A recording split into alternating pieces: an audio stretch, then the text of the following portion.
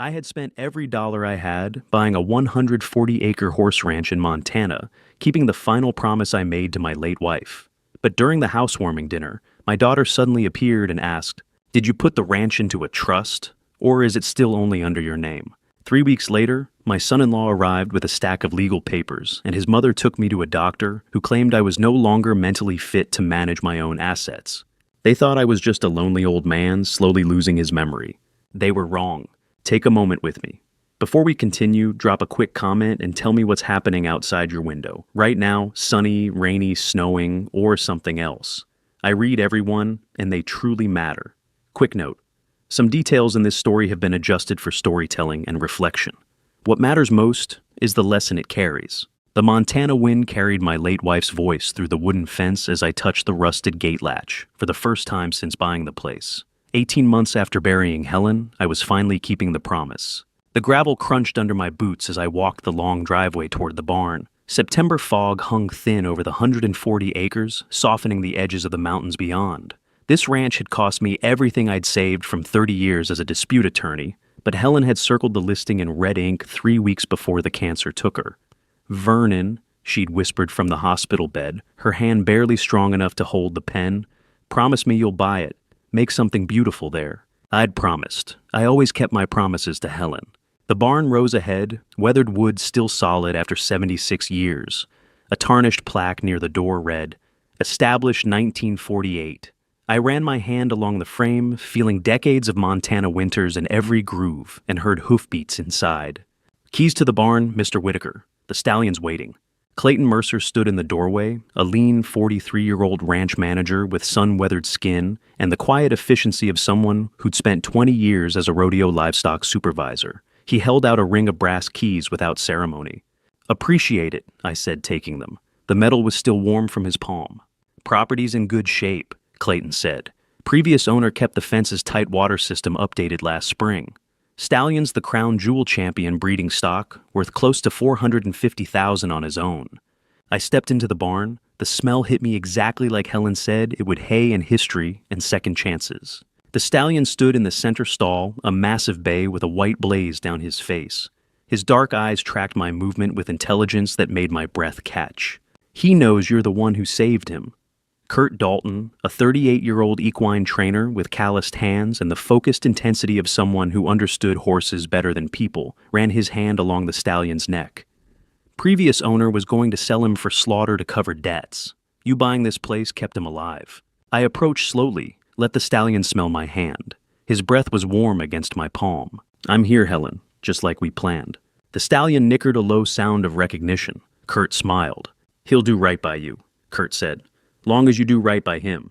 I spent the afternoon walking every acre Clayton, pointing out property lines and water sources, Kurt explaining the breeding program potential.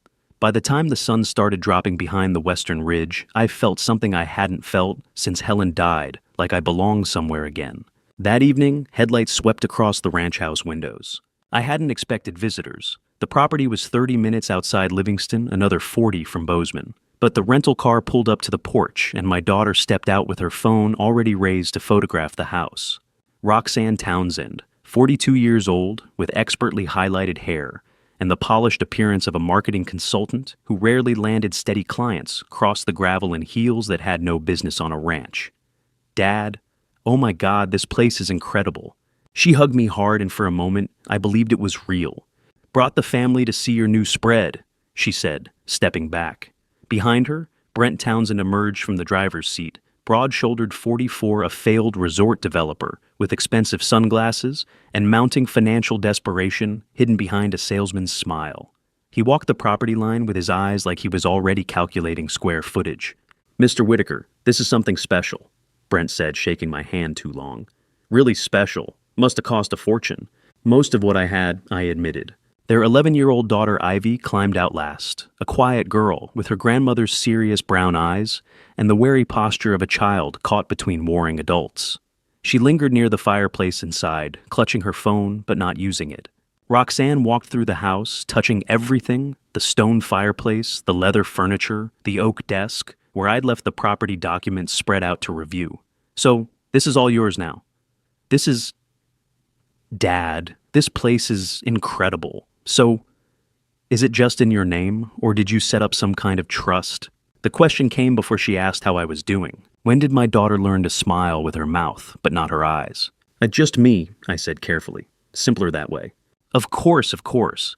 She glanced at Brent, something unspoken passing between them. I just meant, estate planning. You're 69 now, Dad. It's smart to think ahead.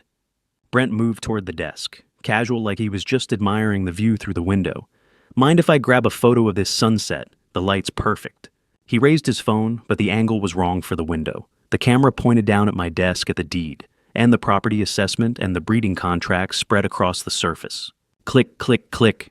Beautiful, Brent said, pocketing his phone. I patted my shirt pocket and made a show of looking around the room. Now, where did I put my reading glasses, getting forgetful in my old age? Roxanne's smile widened warm and false as summer snow. Oh, Dad, you're sharp as ever. Brent smiled like he'd just won something, but my eyes never left the small black lens in the corner of the room, the security camera Clayton had installed that morning, the one currently recording every angle of my desk and every photo Brent thought he was taking in secret. They thought I was a confused old man. That was exactly what I needed them to believe. The security footage from that night showed Brent's 3 visits to my office each time, checking to see if I'd left the room. I watched it the next morning, with Clayton neither of us saying what we both knew. 3 weeks later, smoke from the BBQ grill rose into the October sky, while my daughter stood on the patio, telling our neighbors that this ranch would belong to her family soon enough. I flipped burgers and pretended not to hear. Well, sooner or later, this beautiful place will belong to us, Roxanne said, gesturing at the pastures like she already owned them. Dad won't need all this space forever. A man his age living alone out here, it's really too much. Margaret Henderson from the adjacent property glanced at me uncomfortably. I waved a spatula and grinned like I hadn't heard a word. The October afternoon was cold and bright, Montana sky so blue it hurt to look at. I'd invited a dozen neighbors to celebrate the property to put down roots in the community Helen had loved. Clayton manned the drink station Kurt showed off the stallion, and my family worked the crowd like they were hosting the event themselves. Brent moved from group to group, asking about property values and development restrictions. He dressed up pressed khakis ranch casual shirt, with the fold creases still visible. He looked like a man auditioning for a role he didn't understand. Then Bernice arrived. She stepped out of Roxanne's rental car carrying homemade pie.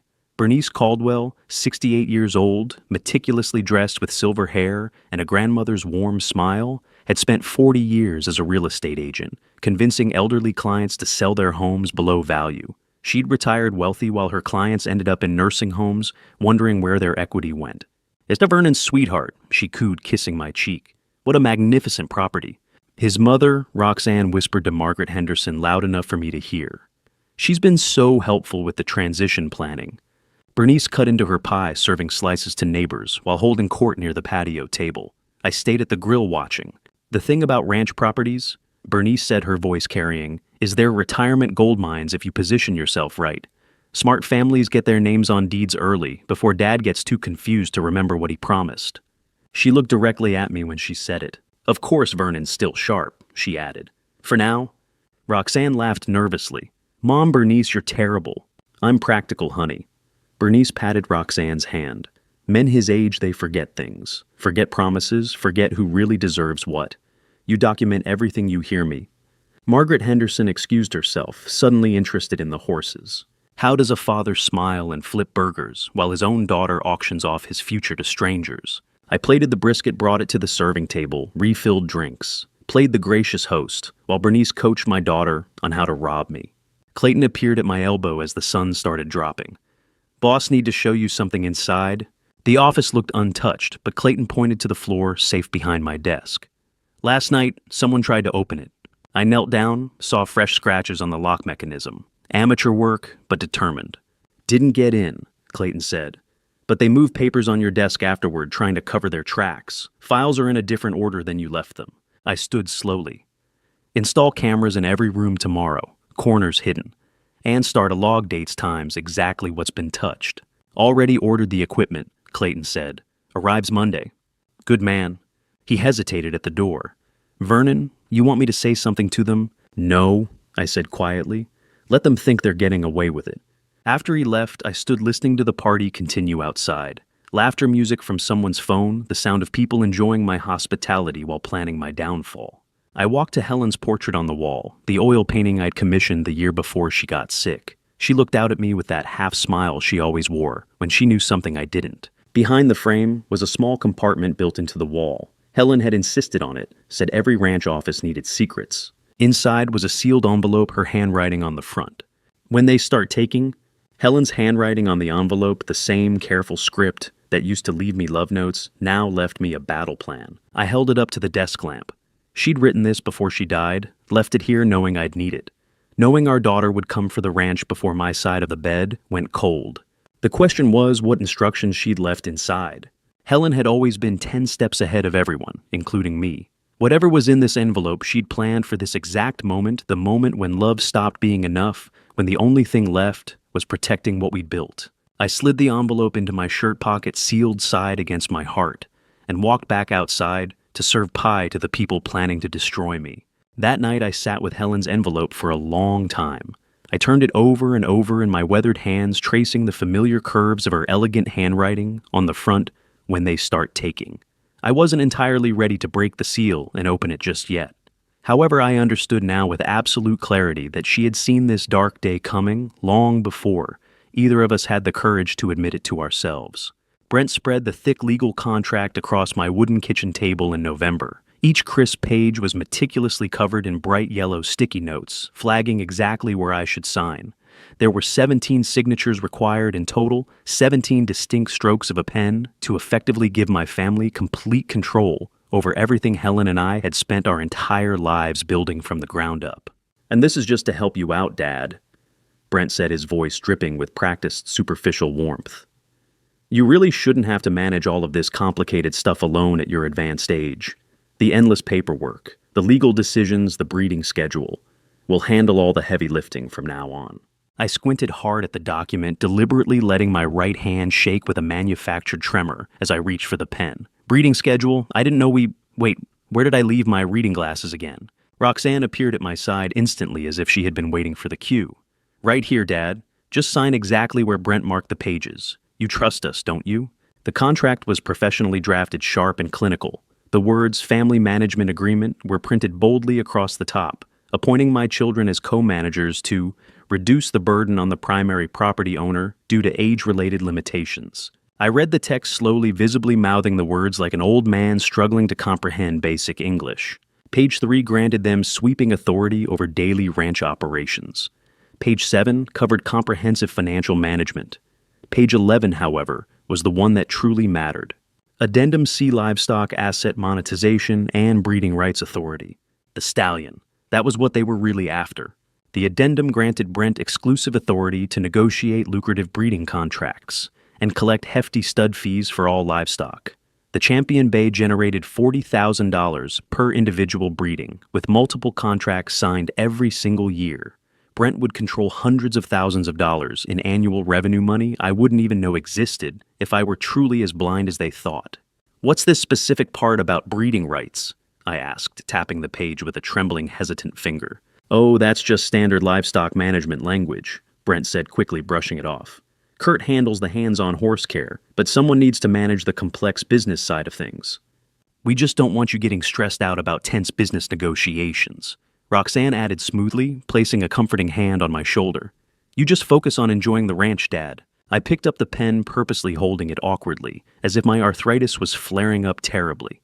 I started signing the documents slowly, one agonizing signature every 30 seconds. "You're doing absolutely great, Dad," Roxanne whispered encouragingly.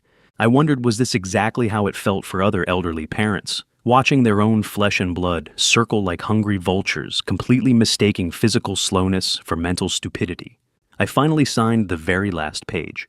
Brent gathered the papers, immediately sliding them swiftly into his leather briefcase before the ink could even dry. "This is really going to help everyone out, Vernon."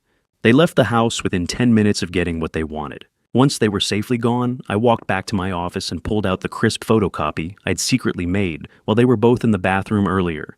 Every page, every single word of that hidden addendum was now locked in my private safe. 3 weeks later, Bernice drove me all the way to the Livingston Clinic for a routine checkup that I had never asked for. Dr. Gerald Hoffman, A thin, exhausted 50-something physician with tired eyes and a struggling downtown practice that had clearly seen much better decades barely even looked at me. Instead, he just nodded along passive-aggressively with everything Bernice said. "He's been forgetting things constantly," Bernice told him in a worried tone while I sat quietly on the paper-lined examination table. "Asking the exact same question 4 times in a row. He can't even remember where he puts important legal papers anymore." I said nothing, choosing instead to stare blankly at the stained ceiling tiles above. "How long have you noticed these specific symptoms developing?" Dr. Hoffman asked. He directed the question entirely to Bernice, completely ignoring my presence. "Months now, and it's rapidly getting worse." He briefly listened to my heart, checked my blood pressure, and shined a bright diagnostic light into my eyes. The entire physical examination lasted 4 minutes total. At his advanced age, mild cognitive impairment is incredibly common, the doctor said, smoothly still talking exclusively to Bernice. "I'd highly recommend establishing proper medical directives right now while he can still technically participate. A power of attorney, a healthcare proxy." "I thought so too," Bernice said, her voice filled with mock relief. "In fact, I brought the necessary paperwork with me today." She reached deep into her designer purse and pulled out 2 distinct items. The first was a medical power of attorney form, with her own name already neatly pre-filled. The second item was a thick, unmarked white envelope. She set them both directly onto the doctor's cluttered desk. The cash envelope sat on the desk between them for exactly 4 agonizing seconds before Dr. Hoffman's hand closed tightly over it. "I'll write up my official medical assessment immediately," he said, smoothly tucking the envelope into his top desk drawer. "Mild cognitive impairment, strong recommendation for assisted decision-making. That should be more than sufficient for your specific legal needs." Bernice smiled warmly. "Thank you so much, doctor." I buttoned my flannel shirt, slowly continuing to play the part of the confused, oblivious old man who hadn't just witnessed the blatant bribe that bought a completely fraudulent medical diagnosis. The sharp antiseptic smell of the clinic made my throat feel incredibly tight. I couldn't help but wonder how many other vulnerable elderly patients had sat on this exact table while their greedy families paid this corrupt man to declare them legally incompetent. Bernice drove me home, chattering away happily about planning ahead and making sure that the right people could make the tough decisions if my mental state got any worse. I nodded along, submissively asked her to politely repeat herself twice, and thanked her profusely for taking such good care of her old father. She finally left the ranch at sunset, thoroughly satisfied that her plan was succeeding. I waited patiently until the taillights of her car completely disappeared over the hill before pulling my real phone out of my hidden pocket. The text message I sent to Clifford Prescott was only 5 words long. "They have taken the bait."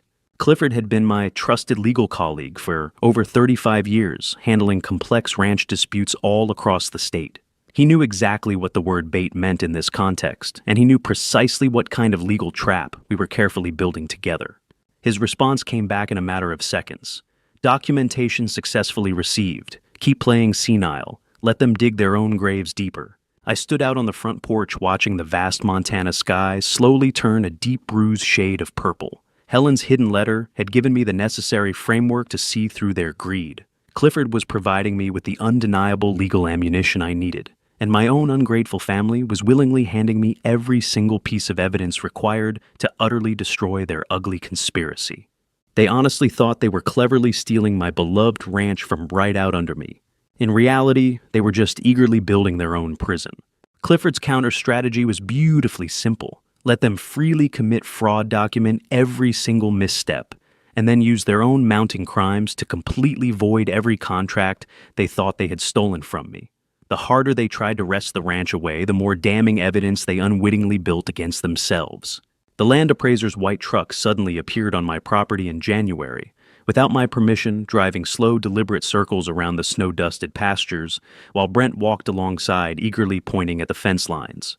I watched it all happen, in real time, from Clayton's truck camera feed displayed on my laptop screen. Clayton had discreetly installed high-definition cameras in every single vehicle on the property after the suspicious office break-in. They were motion-activated and instantly uploaded to the cloud. The family mistakenly thought I was far too old and senile to understand modern technology. The appraiser was Rick Baxter, a stocky man in his mid-40s carrying a weathered clipboard and showing absolutely zero interest in who actually owned the historic property he was measuring. He took meticulous notes while Brent talked fast numbers, pointing aggressively at the main barn, the expensive fencing, and the natural water access points. The old man bought it for sentiment, Brent said, his loud voice carrying clearly in the biting January air. But the real value here is the development potential and that champion stallion's genetics. I watched them calmly from my office window, coffee cup in hand, expertly playing the part of the oblivious owner taking a quiet afternoon rest. Kurt was out in the south pasture, training a spirited 3-year-old mare when they walked past. I saw him look up sharply, saw the exact moment he recognized what was happening, an unauthorized appraisal with Brent treating the entire property like it was already his own. Then Brent said something that made Kurt go completely still. The horse is worth more than the old man. We just need him out of the way long enough to leverage the breeding contracts. Kurt told me later that his hands had gone totally numb on the training line when those words hit him.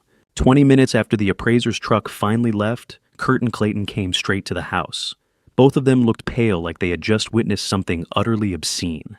"He said it like you were already dead, Vernon," Kurt said, his voice noticeably shaking with anger. "Like you were nothing but an obstacle, not the rightful owner."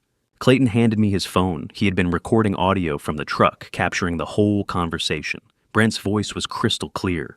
The horse is worth more than the old man. Kurt's voice shook again when he recounted what Brent had said. After 30 long years working with horses, he had never heard someone value an animal over a human life so casually. I listened to that recording 3 times. I sent it straight to Clifford, adding it to the rapidly growing digital file of evidence that would eventually destroy them. "Keep working," I told Kurt calmly. "Don't let him know you heard anything.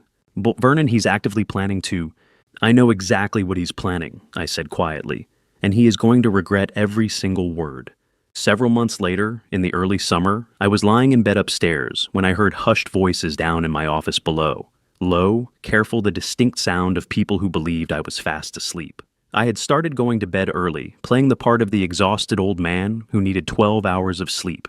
It gave them plenty of time to plot inside my own house while the hidden cameras recorded everything. I got up slowly, moving silently to the top of the stairs where I could hear better. Roxanne's voice drifted up. "He's completely out.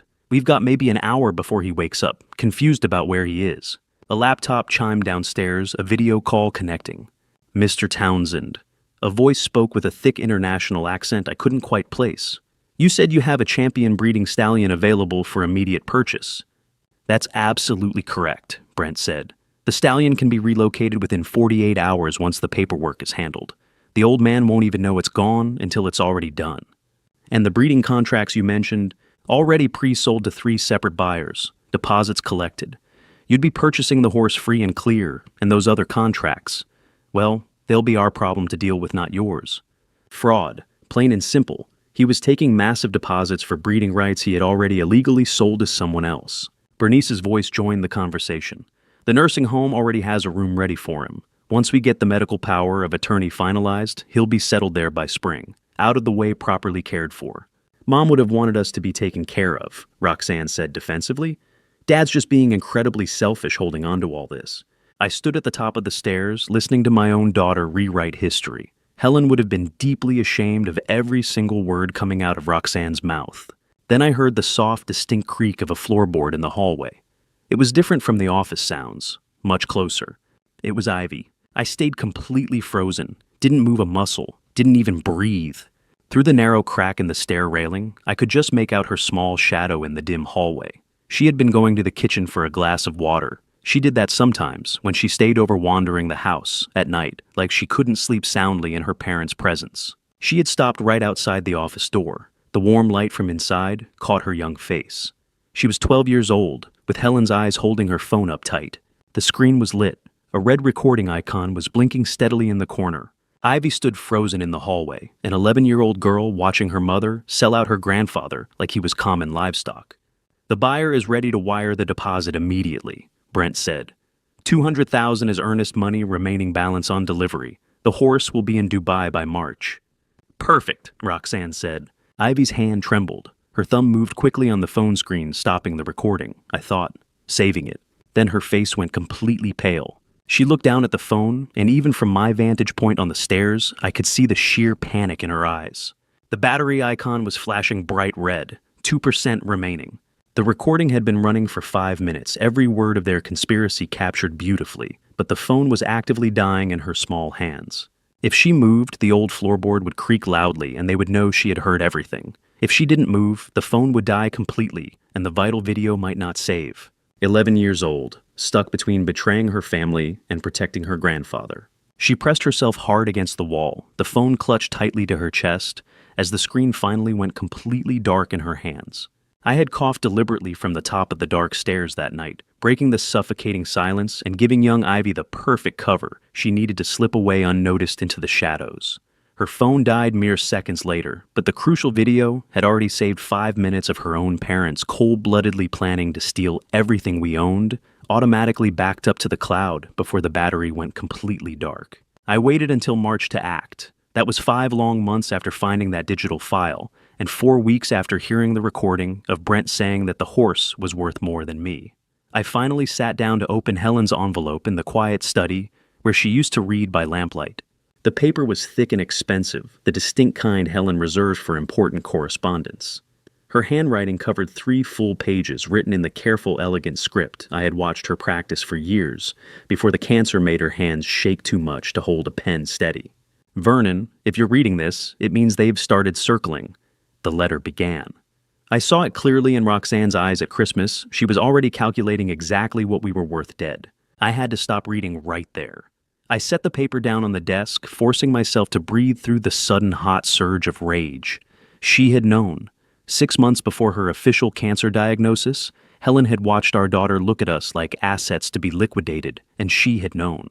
I picked up the letter again, my hands trembling. I love our daughter, Vernon. I always will. But I've seen what greed does to love. I've watched it happen to other families in this valley, children turning on their parents the moment inheritance became more valuable than relationship.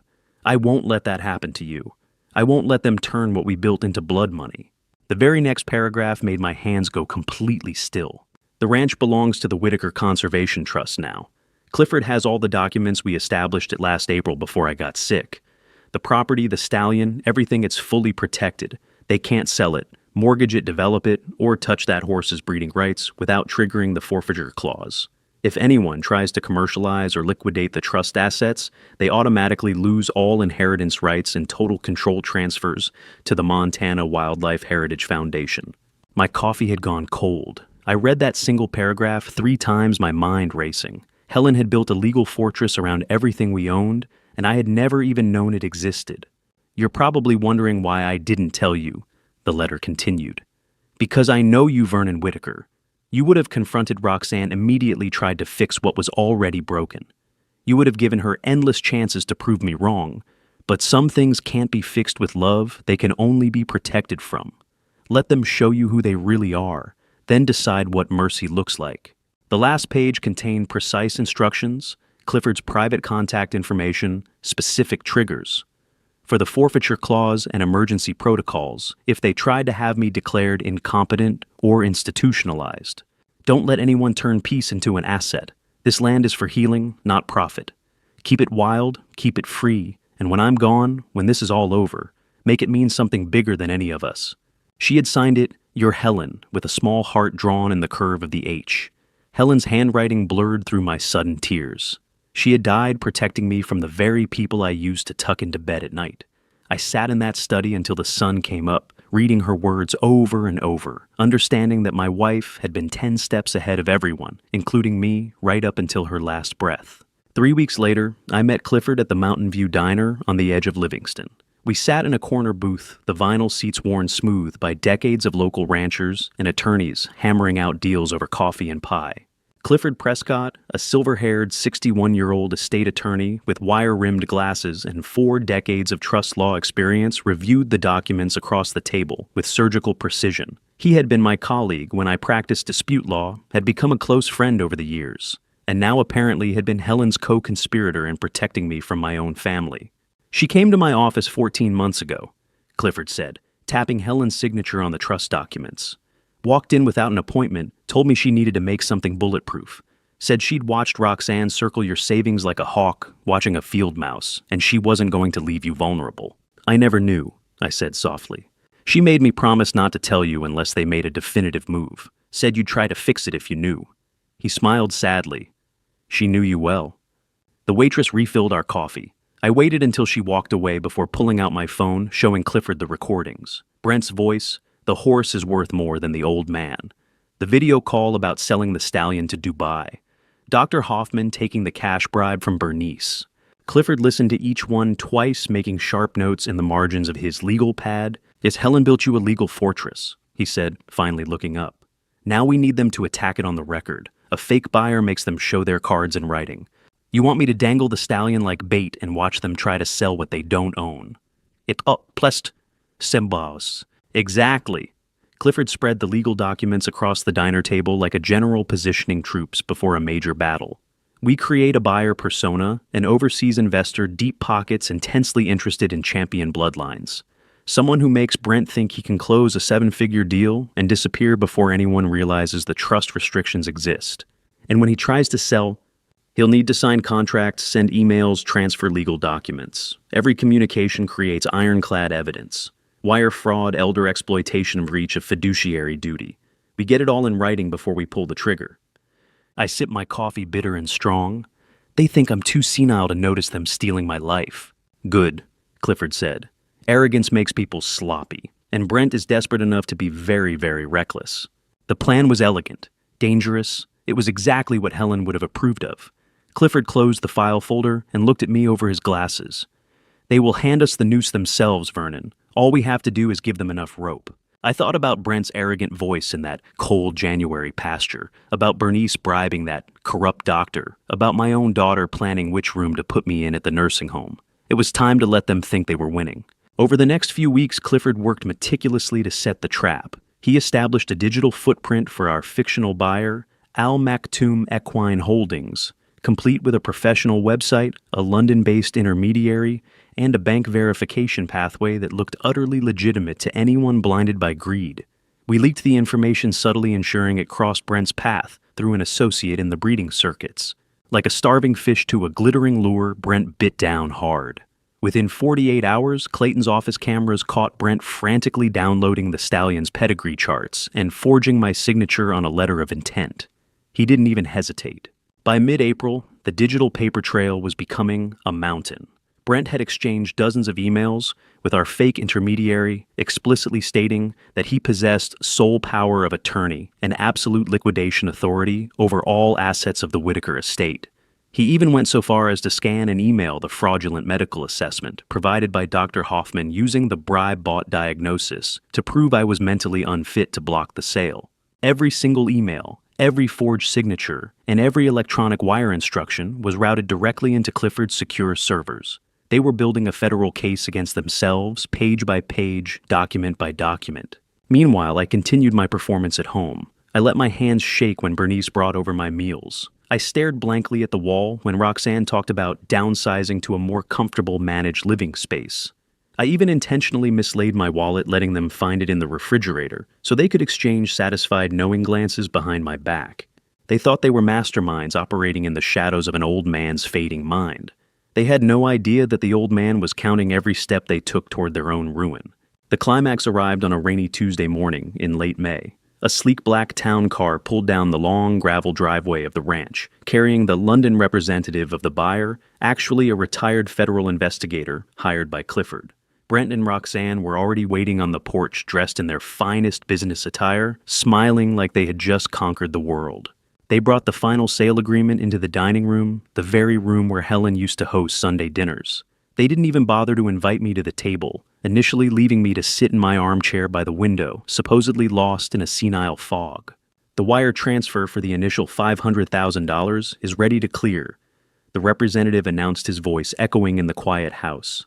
But I require the final executed deed of transfer signed by the designated co-managers of the estate. Brent practically tripped over himself to grab the pen. Right here, he said, his voice trembling with genuine excitement this time. Roxanne and I have full authority. The old man is completely taken care of. As his pen touched the paper finalizing the fraudulent sale of a trust asset he had no legal right to touch, I stood up from my armchair. My posture straightened. The trembling in my hands vanished. I walked over to the dining room table, looking down at my children. You always did underestimate your mother, Brent. I said, my voice steady, clear, and colder than a Montana winter. The color drained from his face as Clifford Prescott stepped through the front door, flanked by 2 county sheriffs and a state investigator. The trap had officially sprung, and the prison doors were slamming shut. Clifford had found the perfect actor, Gregory Sinclair, who normally helped with witness preparation. We'd paid him well to play a wealthy investor for one afternoon, and he was worth every penny if it made Brent incriminate himself on camera. The black Mercedes pulled up to my ranch in May with an investor Roxanne hadn't bothered to tell me about, a man in an expensive suit who Clifford and I had hired to play the role of his career. Gregory Sinclair, a silver-tongued consultant in his late 50s, who normally helped Clifford's firm with witness preparation, stepped out of the car with practiced enthusiasm. Expensive watch-tailored jacket, the kind of confidence that came from years of pretending to be someone you weren't. "Dad," Roxanne called from the passenger seat, waving like this was a pleasant surprise. "Mr. Sinclair wanted to see the property. I hope you don't mind." I shuffled to the porch, squinted at them. "Do I know you? Did we have an appointment?" "This is Gregory Sinclair," Roxanne said, speaking slowly like I was hard of hearing. "He specializes in converting historic properties to event spaces. Just an informal assessment." Brent climbed out of the back seat already talking. "Dad, this could be incredible for the ranch. Wedding venue, corporate retreats. Mr. Sinclair's done properties all over the Pacific Northwest." I looked at Gregory, who extended his hand with a warm smile. "Beautiful property, Mr. Whitaker. Your daughter's told me wonderful things." "Event space," I said, playing confused. "I thought this was a ranch. Where did I put my hat?" We walked the property, me shuffling along in worn boots, Gregory asking intelligent questions, Brent answering before I could open my mouth. Clayton trailed 20 feet behind, phone in his pocket, recording everything. The 1948 barn was first. I ran my hand along the weathered wood, remembering the day Helen and I first saw it. "The barn can seat 200 guests easy," Brent said, gesturing at the open space where we kept hay bales and equipment. "We're talking premium pricing, $15,000 per weekend, booking higher for holidays. The old man doesn't understand the asset he's sitting on." Gregory made appreciative noises, taking photos. "The rustic aesthetic is very marketable. Exposed beams, original hardware, couples pay top dollar for authentic Montana charm." "Exactly," Brent said. "Seasonal capacity we're looking at, maybe 30 weddings a year minimum. That's $450,000 in gross revenue before we even talk about corporate events or photo shoots." I stopped walking, looked around like I'd forgotten where we were. "Helen used to love this barn. Are we selling the horses?" "No, Dad," Roxanne said patiently. "Just making better use of the space. How many times can you watch your daughter sell your life's work to strangers before the word daughter stops meaning anything?" We walked past the lake across the south pasture where the stallion grazed. Brent kept talking numbers, parking capacity, catering, logistics, liquor licensing. Gregory played his part perfectly enthusiastic, but measured, asking about property restrictions and zoning. "All clear," Brent lied. "Rural agricultural zoning allows commercial events. We've already looked into it." He hadn't. The Conservation Trust would void any commercial use instantly. When we returned to the house, Roxanne distracted me with questions about the property's history, while Brent drifted toward my office. Through the doorway, I saw him pull out his phone, photographing documents on my desk. Again. Clayton saw it too, adjusted his position, made sure his phone camera had a clear angle. 20 minutes later, Gregory shook my hand, thanked me for the tour, and drove away in his rented Mercedes. I watched the dust settle on the driveway, wondering how long before Brent started taking deposits from imaginary wedding clients. Yet I was making coffee when Bernice arrived. She came through the door without knocking, carrying a manila folder thick with papers. Roxanne followed, looking nervous. "Vernon, honey, we need to talk about your health," Bernice said, settling into the living room chair like she owned it. The evening light was fading, casting long shadows across the room. I sat on the couch, hands folded, the picture of an elderly man bracing for bad news. Bernice opened the folder. Inside were medical documents I'd never seen before. Dr. Hoffman's assessment form checked boxes indicating moderate cognitive impairment.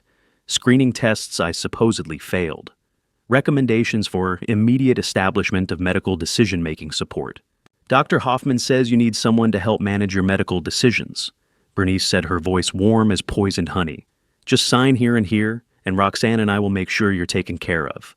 She slid the power of attorney forms across the coffee table, pre-filled, dated, waiting for my signature. I picked up the papers, let my hands tremble, squinted at the text.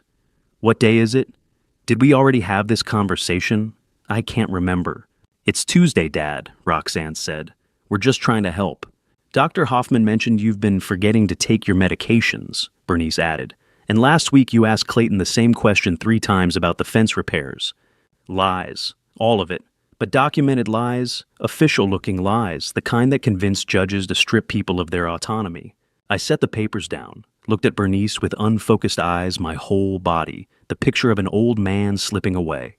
Then I let the mask drop. Do you want to save me or save money, Bernice? As purposes procedimentations of restore. My voice came out clear, steady, sharp as a knife. Bernice's smile froze for half a second. She looked like she'd been slapped. Roxanne went still. The question hung in the air between us. Bernice's face went through 3 expressions in 2 seconds. Surprise calculation, forced warmth. She recovered quickly, laughing it off like I was having a moment of confusion. Oh, Vernon, of course we want to help you. What a thing to say. But her hand shook slightly as she gathered the unsigned papers. She'd seen behind the mask, and now she'd have to wonder what else I knew. Bernice left without the signatures that night, but I knew she'd reported my moment of clarity to Brent and Roxanne. They'd be more careful now, or more desperate, probably both.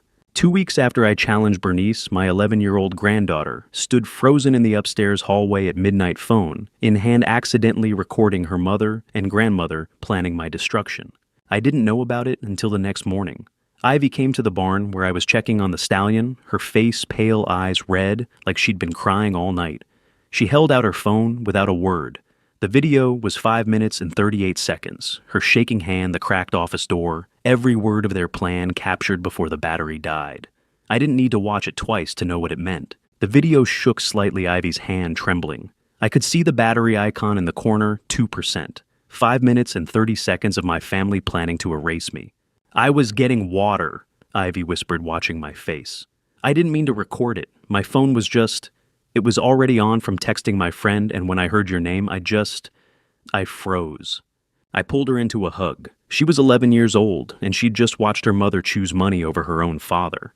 Ivy told me later she stopped being a child in that hallway, 11 years old, watching her mother sell out her grandfather like livestock. You did the right thing, I said quietly. And Ivy, you're braver than you know.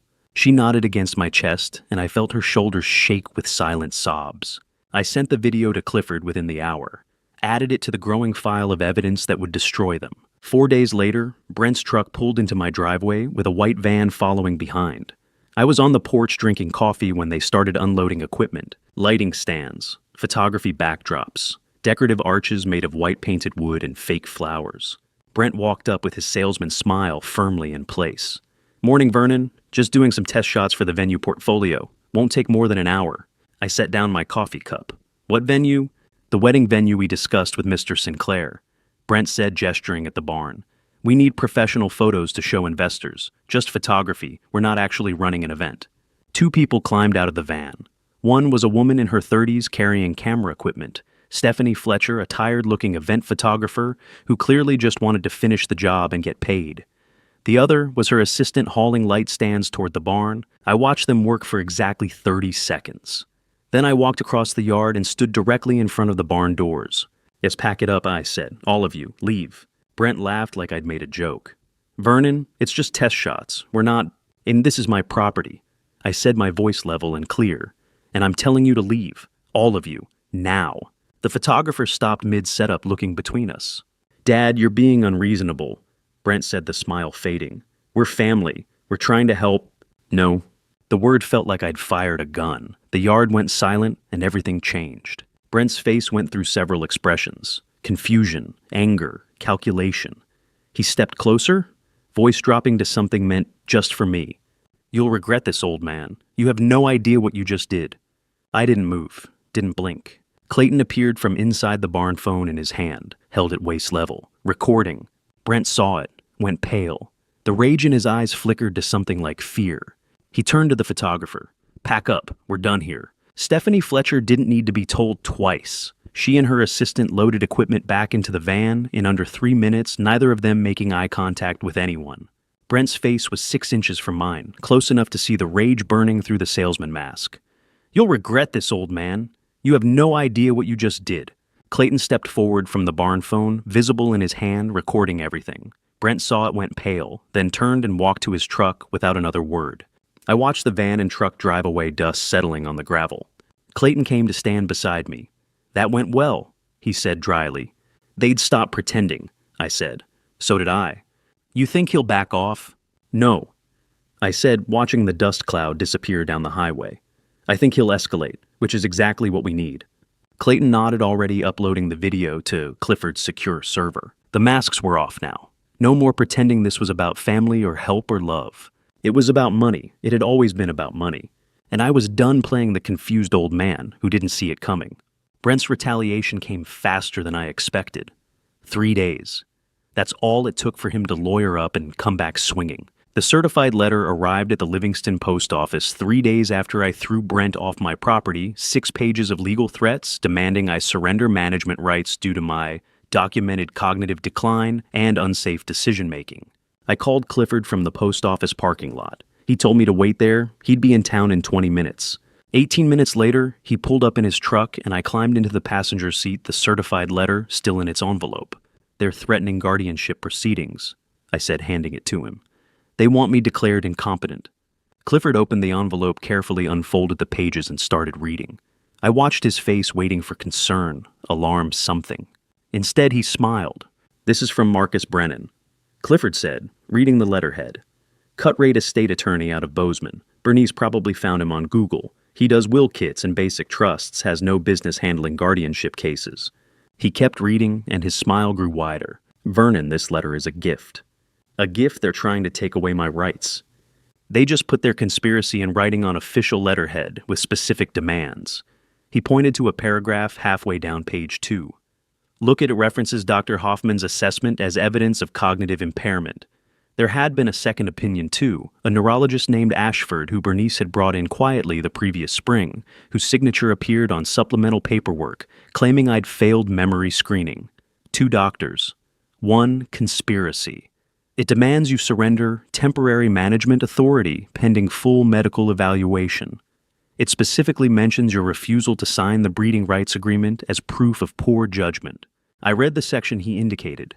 Every word documented the fake medical assessment, the breeding rights scheme, the coordinated effort to strip my autonomy.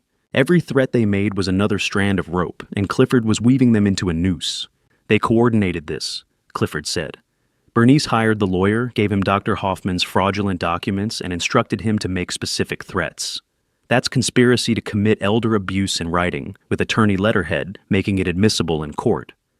"So what do we do?" "Nothing," Clifford said. "We let them take the next step. We need them to make a mistake in public where a judge can see it. This is exactly what we've been waiting for." The July heat was building outside, but the truck's air conditioning kept the cab cool. I looked at the letter again, seeing it differently now. Not a weapon pointed at me, but evidence of their own crimes. "How long until they file the guardianship petition?" 2 weeks, maybe 3, Clifford said.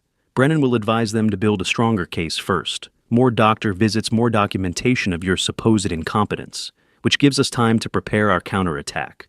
He folded the letter carefully, slid it back into the envelope. "Come with me," he said. "There's something I want to check at the land registry office."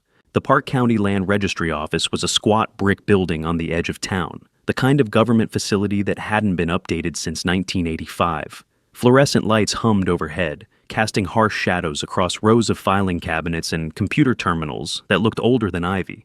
Clifford knew the clerk, everyone in Montana legal circles knew everyone, and within 10 minutes we were in the back records room with a stack of property documents spread across a metal table. When Helen established the trust, she filed supplemental documents, Clifford said, flipping through deed transfers and title records. "I helped her with the framework, but she handled some of the detail work herself. Said she wanted certain protections in place that even you wouldn't know about until the time was right." He pulled out a document dated 14 months ago, 6 months before Helen died. "Conservation easement," he read aloud. "Filed with the Montana Land Reliance permanent restriction on development and commercial use." His finger traced down the page, and I watched his expression shift from curiosity to something like awe. "Permanent conservation easement, prohibits commercial event facilities, forbids exploitation of breeding stock for commercial purposes. Helen Yu, brilliant woman." "What does that mean?" Clifford looked up at me, his eyes bright. "This means Brent can't build the wedding venue. Not legally, not ever. The easement makes any commercial event use a violation that would trigger automatic forfeiture of the property to the Montana Wildlife Heritage Foundation. My hand was shaking when I took the document from him. Helen's signature at the bottom, witnessed and notarized, filed 4 months before her cancer diagnosis, like she'd known exactly what was coming. Helen had been dead 18 months, but she was still protecting me, still 10 steps ahead of everyone, including the daughter she'd raised. And the breeding contracts, I asked. The same restriction. Clifford said, pointing to paragraph 3, prohibits commercial exploitation of livestock genetics. Personal breeding for ranch sustainability is fine. Selling stud fees for profit violation. I set the document down on the table, my throat tight. Brent's been pitching investors on a venue that can't legally exist, I said, and breeding rights he can't legally sell. Correct. Any investor doing proper due diligence would pull these property records and discover the easement immediately. Which means Brent is either ignorant or committing fraud, I finished. Clifford photocopied the easement documents and slid them into his briefcase with the demand letter. Let them invite investors over one more time, Vernon. Let Brent make his pitch about wedding revenues and breeding contracts. When those investors hire lawyers to check the property records, they'll find this, and they'll know he tried to defraud them. I thought about Gregory Sinclair's fake tour, Brent talking about gross revenue and seasonal capacity while standing on property he could never commercialize. Every word a lie, every promise impossible. So we wait, I said. We wait, Clifford confirmed. And we let Brent destroy himself. The trap was set. All we had to do was wait for greed to spring it. We didn't have to wait long. Greed has its own timeline, and Brent was running out of money. The trap sprung on a Tuesday night in August when Brent sat in my office thinking I was asleep upstairs and took a video call with a man offering $450,000 for breeding rights to a horse Brent didn't own. I was in my bedroom with the lights off, laptop open, watching Clayton's camera feed in real time. Clifford had reviewed the recording with me that morning, both of us listening in silence. Brent and Roxanne had set up the laptop on my desk, the screen casting blue light across their faces. They'd drawn the curtains, turned off the overhead light, whispering like thieves. At 8 o'clock, the video call connected. Harrison Blackwell appeared on screen, a retired rancher and former client of Clifford's, who had agreed to play the eager Texas buyer for $500 and a good story. Silver hair, weathered face, the kind of credibility that came from 40 years running cattle in West Texas. Mr. Townsend. Harrison said, his drawl thick and authentic. Appreciate you taking the time.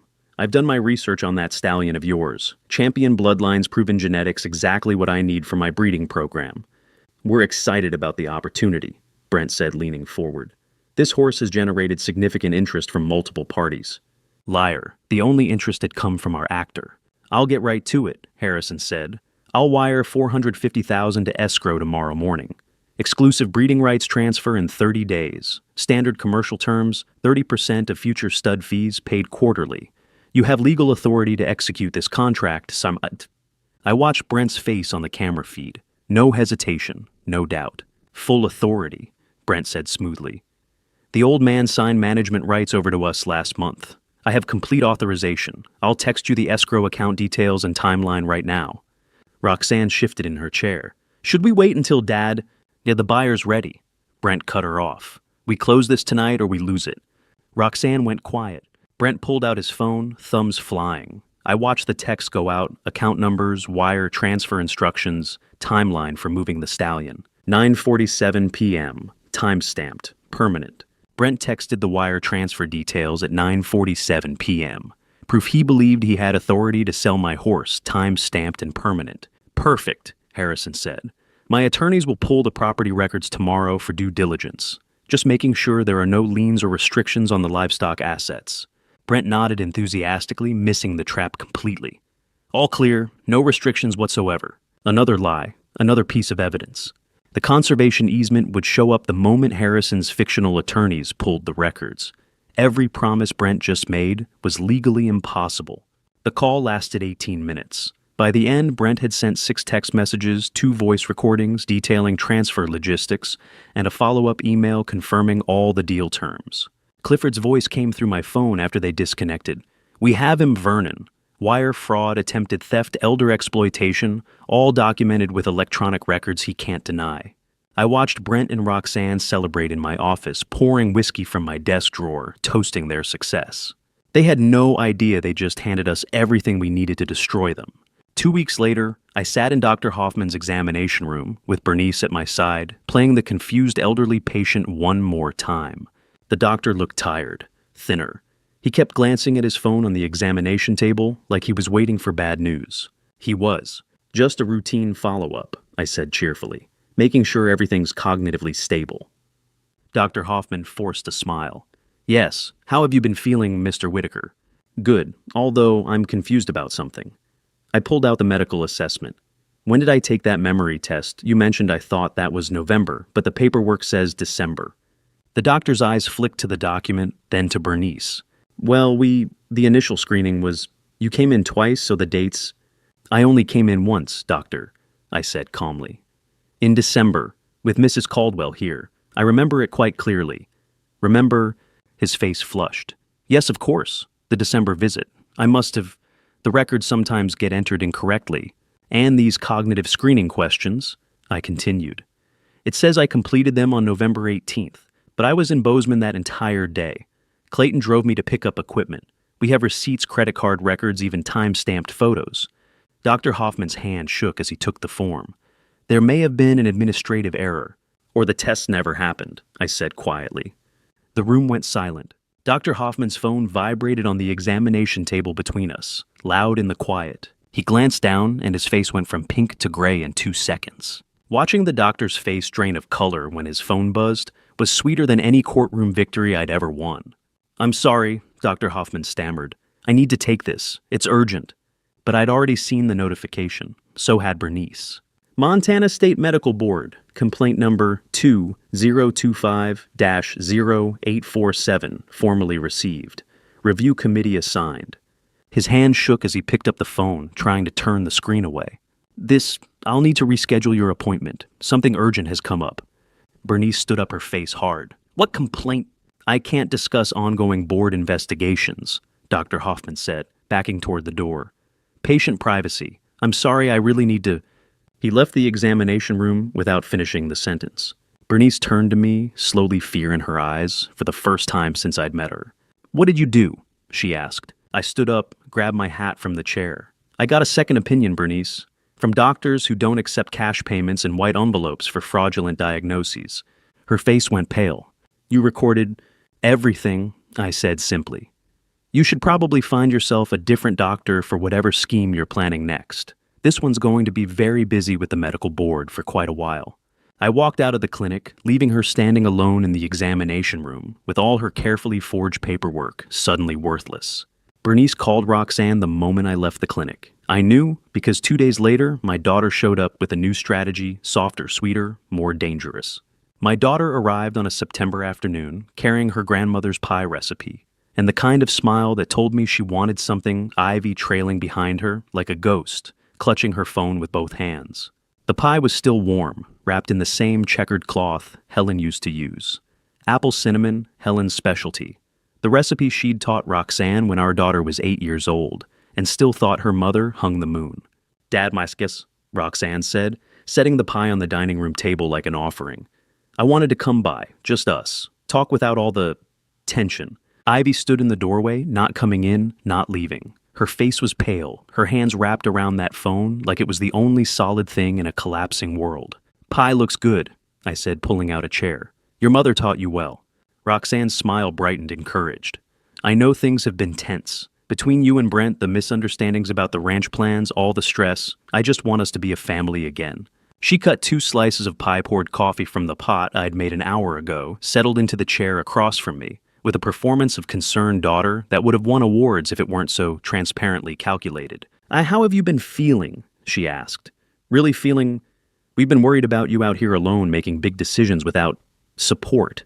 When did my daughter learn to weaponize her dead mother's pie recipe? I've been fine, I said, taking a bite of pie.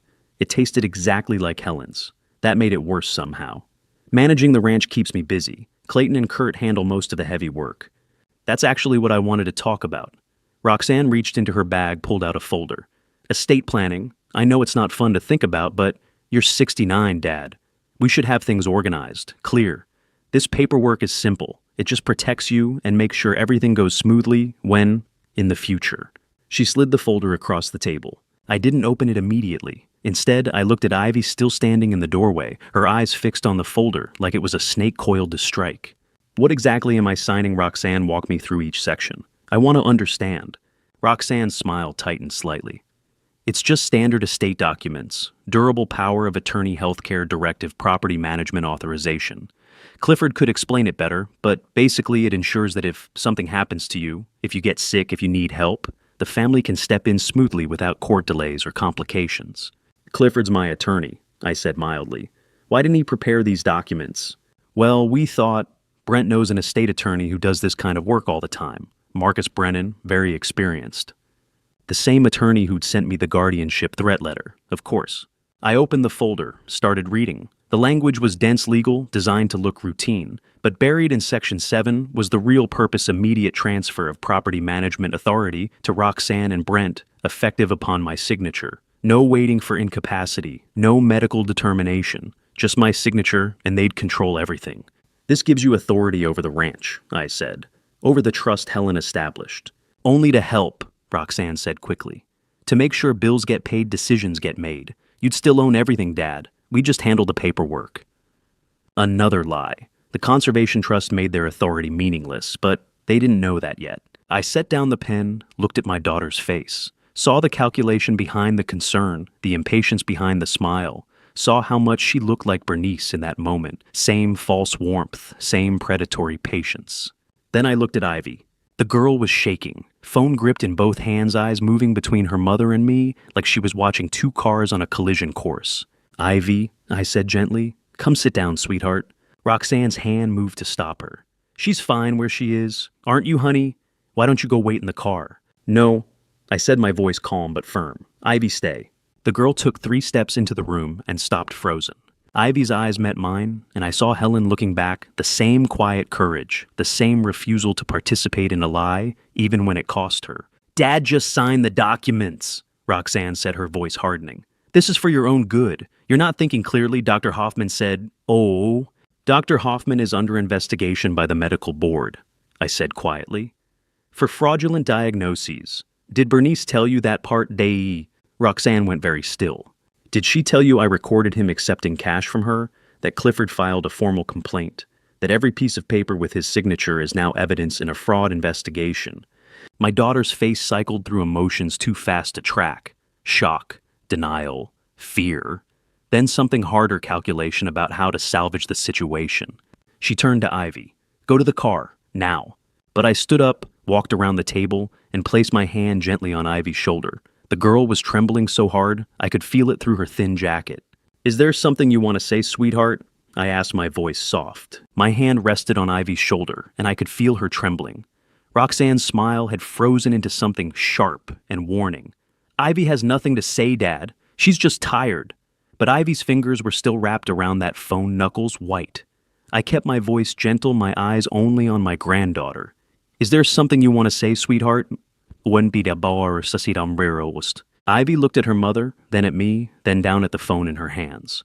Roxanne's face had gone hard, warning, but when Ivy spoke, her voice was barely a whisper. I have something to show, Grandpa. Then she turned and walked out of the house before her mother could stop her. Ivy came to me in the horse stable 3 hours after her mother left, 11 years old, clutching her phone like it was evidence of a crime, which I suppose it was. She didn't say anything at first, just held the phone out, the video already queued up. I watched her face more than the screen, saw the moment she'd stopped being a child, saw what it cost her to walk into the barn and hand me the truth about her own mother. I pulled her into a hug when it finished. You did nothing wrong, I said quietly. You're the bravest person I know. She nodded against my chest, and I felt her shoulders shake with silent sobs. I sent the video to Clifford within the hour. I held Ivy until she stopped shaking, then sent her up to the house with Clayton to get something to eat. The ranch, I told her, would always be her safe place. No matter what happened with her parents, she had a home here. After she left, I stood in the stable with the stallion, watching him breathe in the dim light. The horse they'd tried to sell, the property they'd tried to steal, the life they'd tried to institutionalize away. I pulled out my phone and called Clifford. We finished this before winter, I said when he answered. I have everything we need. 2 weeks later, I sat in Clifford's office signing revocation documents, page after page of legal notices canceling every scrap of authority Brent and Roxanne had claimed through their fraudulent management agreements and forged medical assessments. These revocations are effective immediately, Clifford said, organizing the signed pages into neat stacks. By tomorrow afternoon, every institution will have formal notice that Brent Townsend has zero authority over your assets. Bank accounts, insurance policies, livestock registrations, property records, everything. He'd drafted letters for every financial institution where Brent had tried to establish signing authority. Each letter included copies of the medical board complaint against Dr. Hoffman, evidence of the forged documents, and formal revocation of any permissions previously granted. "What about the guardianship petition?" I asked. "Filed formal objections this morning," Clifford said. Attached Ivy's video, the medical board complaint proof of Dr. Hoffman's bribe, and documentation of Brent's wire fraud attempt with the fake buyer. No judge will grant guardianship with that evidence file. Each signature on the revocation documents was another door slamming shut. I was systematically cutting off every escape route they thought they had. Clifford leaned back in his chair, studying me over his wire-rimmed glasses. "When they find out, what do you think they'll do?" "Panic, Moskis," I said. "Brent has over $900,000 in debt coming due. He was counting on the stallion sale to cover it. Roxanne was counting on the wedding venue revenue. Bernice already put a deposit down at Sunset Ridge. So they're financially desperate, legally blocked, and about to discover every institution has been warned they're fraudsters." Clifford's smile was cold. "They are going to lose their minds and do something reckless. And when they do, we'll have them." I thought about Ivy's trembling hands holding that phone, about Helen's conservation trust, protecting what we'd built, about 12 months of watching my family try to steal my life while I documented every crime. "How reckless do you think they'll get?" Clifford slid the stack of certified mail receipts across his desk, proof every institution had been notified by 5 p.m. that day. "They are going to lose their minds and do something reckless, Vernon. Desperate people make mistakes." I thought about Brent's debt, about Bernice's nursing home deposit, about Roxanne's face when she realized her daughter had chosen me. Desperate was exactly what I was counting on. The revocation letters hit every institution at once: banks, insurance companies, the title registry. Clifford had timed it perfectly. When they received the revocation letters on October 15th, it took Brent exactly 4 hours to show up at my door, with Roxanne and Bernice demanding I stop this nonsense and sign over management like we agreed. I was sitting on the porch when they pulled up 3 of them, piling out of Brent's truck like they were coming to stage an intervention. "You can't do this," Brent said, waving the bank letter in my face. "You signed the management agreement. We have authority." "That agreement was based on fraudulent medical assessments," I said calmly. "Dr. Hoffman is under investigation. Any document he signed is worthless." Bernice's face went hard. "Vernon, you're being unreasonable. We're family. We're trying to help." "Help yourselves, you mean?" Roxanne stepped forward, her voice softer. "Dad, please. Can we just talk inside like a family?" I looked at my daughter's face, saw the calculation behind the concern, and made my decision. "Fine," I said, standing up slowly like the effort cost me. "Come inside." We sat in the living room, me in Helen's old chair, them on the couch, like a panel of judges. The October afternoon light came through the windows, cold and pale. "What do you want?" I asked. Brent pulled out fresh paperwork. "Just sign this. Temporary family management. 6 months. Gives us authority to handle, bills, manage the property, make sure everything runs smoothly. And if I refuse, then we file the guardianship petition," Bernice said. "We have Dr. Hoffman's assessment documentation of your confusion evidence you can't manage alone. A judge will appoint us anyway." I let the silence stretch. Let them think I was weighing my options, considering surrender. "If I'm going to hand over management," I said slowly, "I want it done right, public, transparent, a celebration with neighbors, family, friends. Everyone should see this generous arrangement." Brent and Roxanne exchanged glances. Quick, excited. "A public announcement," Brent said. That's actually a great idea. Shows everything's legitimate." They thought I'd surrendered. They didn't realize I'd just chosen the battlefield. "We can host it here at the ranch," Roxanne said, warming to the idea. "Catered event, formal ceremony, November 1st. Gives us 2 weeks to prepare." "Make it a celebration," I said. "Invite everyone. Film it. I want the whole community to witness my family's generosity." Bernice smiled triumphant. "Finally you see reason, Vernon. Finally." They left an hour later with my verbal agreement to sign at the public event, already planning the guest list and the formal presentation. They thought they'd won, thought I'd broken under pressure. They didn't realize I'd just demanded the public stage where I planned to destroy them. 2 weeks passed. They were busy planning their celebration, their public victory. I was busy with Clifford, making sure every piece of evidence was organized, every witness prepared, every legal document ready.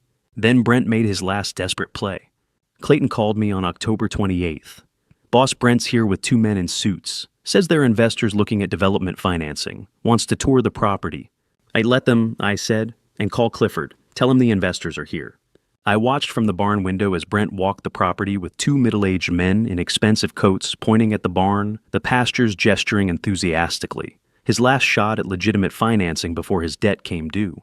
Clifford worked fast. Within an hour, he'd anonymously provided the conservation easement documents to the investors' legal team during their routine due diligence check. Before I reveal what happened when those investors arrived at the ranch, comment A or B and tell me why A equals Vernon should expose them immediately or B equals let them dig themselves deeper first. Quick note. The next part includes some recreated details for narrative depth and emotional impact. I was in the barn with Clayton when the investor's attorney called them. We couldn't hear the conversation, but we saw Brent's face change confidence to confusion, to pale understanding. The investors packed up and left within 10 minutes, didn't even finish the tour. Brent stood in the driveway watching them drive away, phone pressed to his ear, his free hand running through his hair over and over. Bernice appeared from somewhere, walked over to him. I couldn't hear their conversation, but I saw Brent's gestures desperate, frustrated, trapped. November 20th.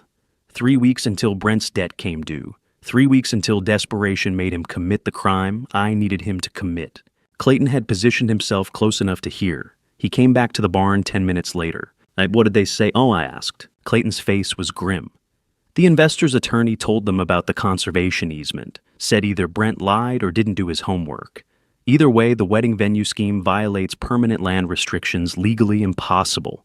And Brent told Bernice that was his last shot at refinancing. Said the debt's due November 20th. Clayton paused. Then he said, "We have to sell the horse. It's the only asset left that can cover the $900,000. I looked out the barn window. Brent and Bernice were still talking, making plans, calculating their desperate next move. They were going to attempt to sell my champion stallion, the one asset protected by Helen's conservation trust, the one transaction that would trigger automatic forfeiture of all inheritance rights, and give me everything I needed for criminal charges. Brent's words hung in the cold October air. We have to sell the horse. Bernice nodded slowly, already scheming. They were going to attempt to sell my champion stallion, the one asset that would trigger forfeiture, and hand me criminal evidence. I watched from the barn window as they made their plan, and I smiled. They just decided to hand me the evidence that would destroy them. Brent moved fast once he made his decision. Within 48 hours, he'd contacted 3 potential buyers for the stallion's breeding rights. I knew because Clayton had placed a voice-activated recorder in my home office, entirely legal under Montana's one-party consent law, since I was the property owner, and consented to the recording on my own premises. The bank called Brent on November 3rd to confirm his $900,000 loan maturity date, November 22nd, the day before Thanksgiving, 18 days away. And I listened to every word through the phone tap Clifford had legally arranged as part of the fraud investigation. Brent was in his apartment garage when the call came through. I could hear the echo of the concrete walls, the background hum of traffic from the Bozeman Street outside. Mr. Townsend, this is Sarah Gunderson from First Montana Bank. I'm calling to confirm your commercial loan maturity date of November 22nd. The outstanding balance is $903,477. Are you prepared to satisfy the loan in full on that date? Silence. 5 seconds of it. November 22nd confirmed. Brent said finally, his voice thin. Yes, I understand the penalties for default. He hung up. I heard the phone clatter onto something metal, heard him swear under his breath. Then Bernice's voice, how bad? $903,000 by November 22nd. Brent said, default penalties are brutal. They'll seize everything, the apartment, at the car, my business accounts. Everything. And then we don't default, Bernice said, her voice cold and calculating. The stallion is worth $450,000 to that Texas buyer. We close the deal by the 15th, move Vernon to Sunset Ridge. By the 18th, use the celebration on the 20th as the transition story. Once he's institutionalized, we liquidate personal assets, jewelry, equipment, whatever liquid capital is accessible. Between the horse and liquidation, we cover the debt. Roxanne's voice hesitant. What if Dad fights being moved? We have Dr. Hoffman's assessment, Bernice said. He's legally incompetent according to medical records. It's not his choice anymore. We're acting in his best interest, that's what the paperwork says. 18 days, that's how long Brent had to commit fraud, elder abuse, and theft before his financial empire collapsed. And the celebration event, Brent asked. Perfect cover, Bernice said. We presented as Vernon voluntarily transitioning to assisted living, celebrating his legacy, handing management to family who'll protect his interests. Neighbors see a generous old man making wise choices. Nobody questions it. I listened to them plan my imprisonment like it was a business transaction. Listened to my daughter agree to every step. Clifford was on the line with me recording everything on his end as backup. When they finally hung up, he said quietly, "They just gave us a complete timeline and motive. 18 days to document every crime. Starting now," I said. 1 week later, Bernice and Roxanne drove to Sunset Ridge Assisted Living Facility in Bozeman. Clayton had a contact there. A nurse's aide who'd worked the ranch circuit knew what real elder care looked like versus warehousing. She texted me when they arrived. "2 women here asking about memory care for a Mr. Whitaker. Want me to listen?" "Please," I texted back. 20 minutes later, she sent me the details.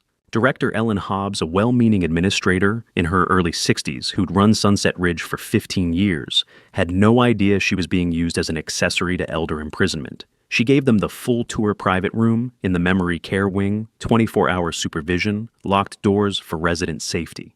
The memory care suite is $8,500 per month, Director Hobbs said, according to my contact.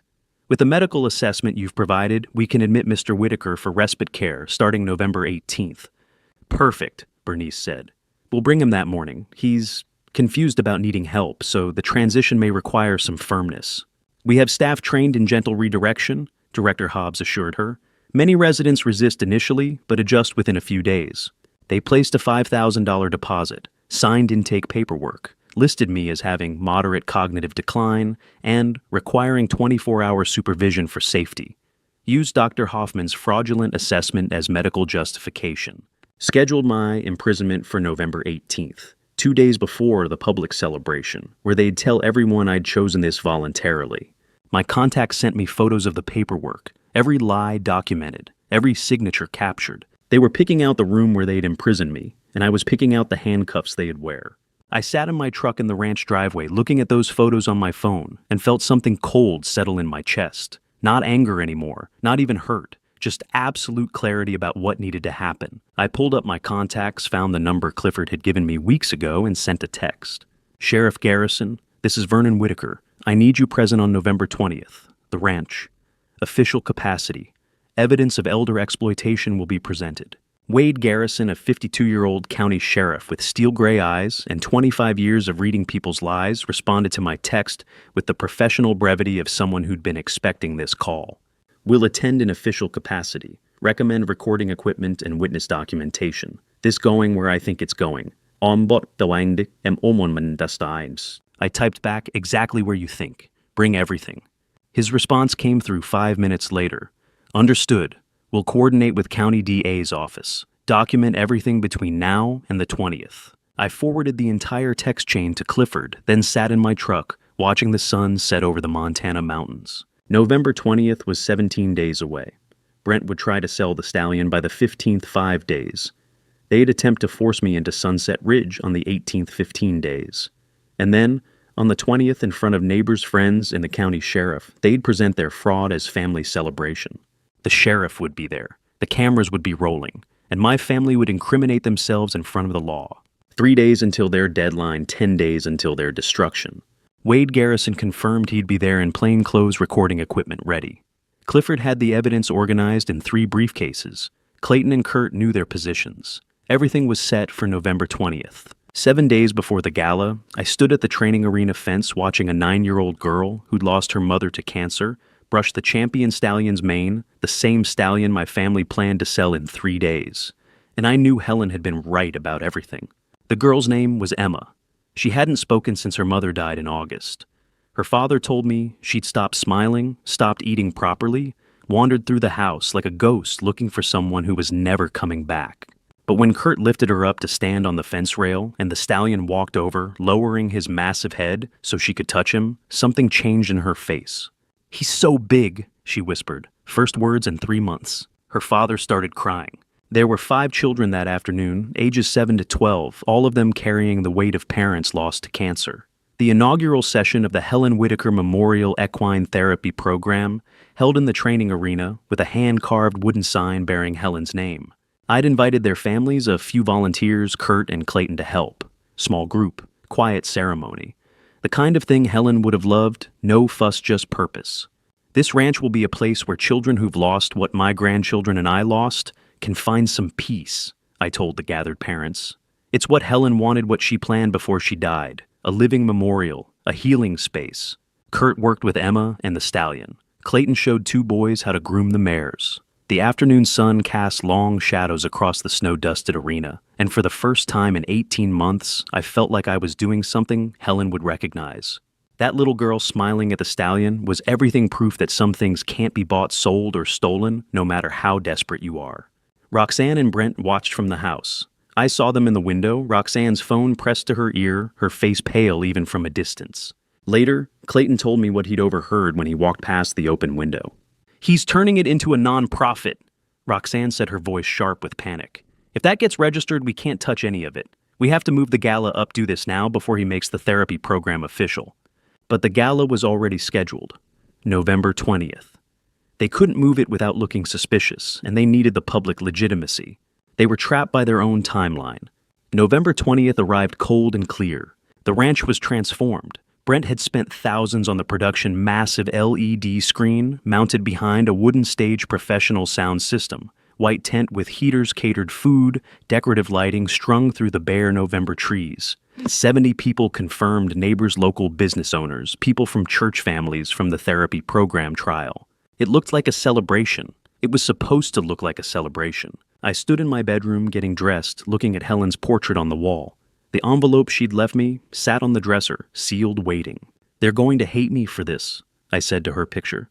"Roxanne's going to hate me." Helen's painted smile seemed to say, "Then you raised her wrong, or you're doing something right." Clayton knocked on the door. "Guests are arriving. Clifford's here. So is the sheriff. In uniform, plain clothes, back row, phone ready." I picked up Helen's envelope and went downstairs. The yard was full by 7 o'clock. White tent, glowing heaters, humming people in winter coats, holding drinks and making small talk. The stage stood empty, LED screen, dark microphone, waiting. Sheriff Wade Garrison stood near the back fence, looking like any other neighbor in jeans and a ranch coat. His phone was in his hand, angled toward the stage. Clifford sat in the 3rd row, 3 briefcases at his feet, looking calm as Sunday morning. Clayton and Kurt positioned themselves at opposite sides of the crowd, watching. Brent worked the audience like a politician, shaking hands, thanking people for coming. Bernice stood near the stage in a navy dress and pearls, looking like somebody's kind grandmother, instead of the woman who'd bribed a doctor and picked out my prison room. Roxanne climbed the stage steps at 7:30, microphone in hand, smile bright and hollow. "Thank you all for coming tonight," she said, her voice amplified across the yard. "We're here to celebrate something important, my father's wise decision to let his family help him manage this beautiful property.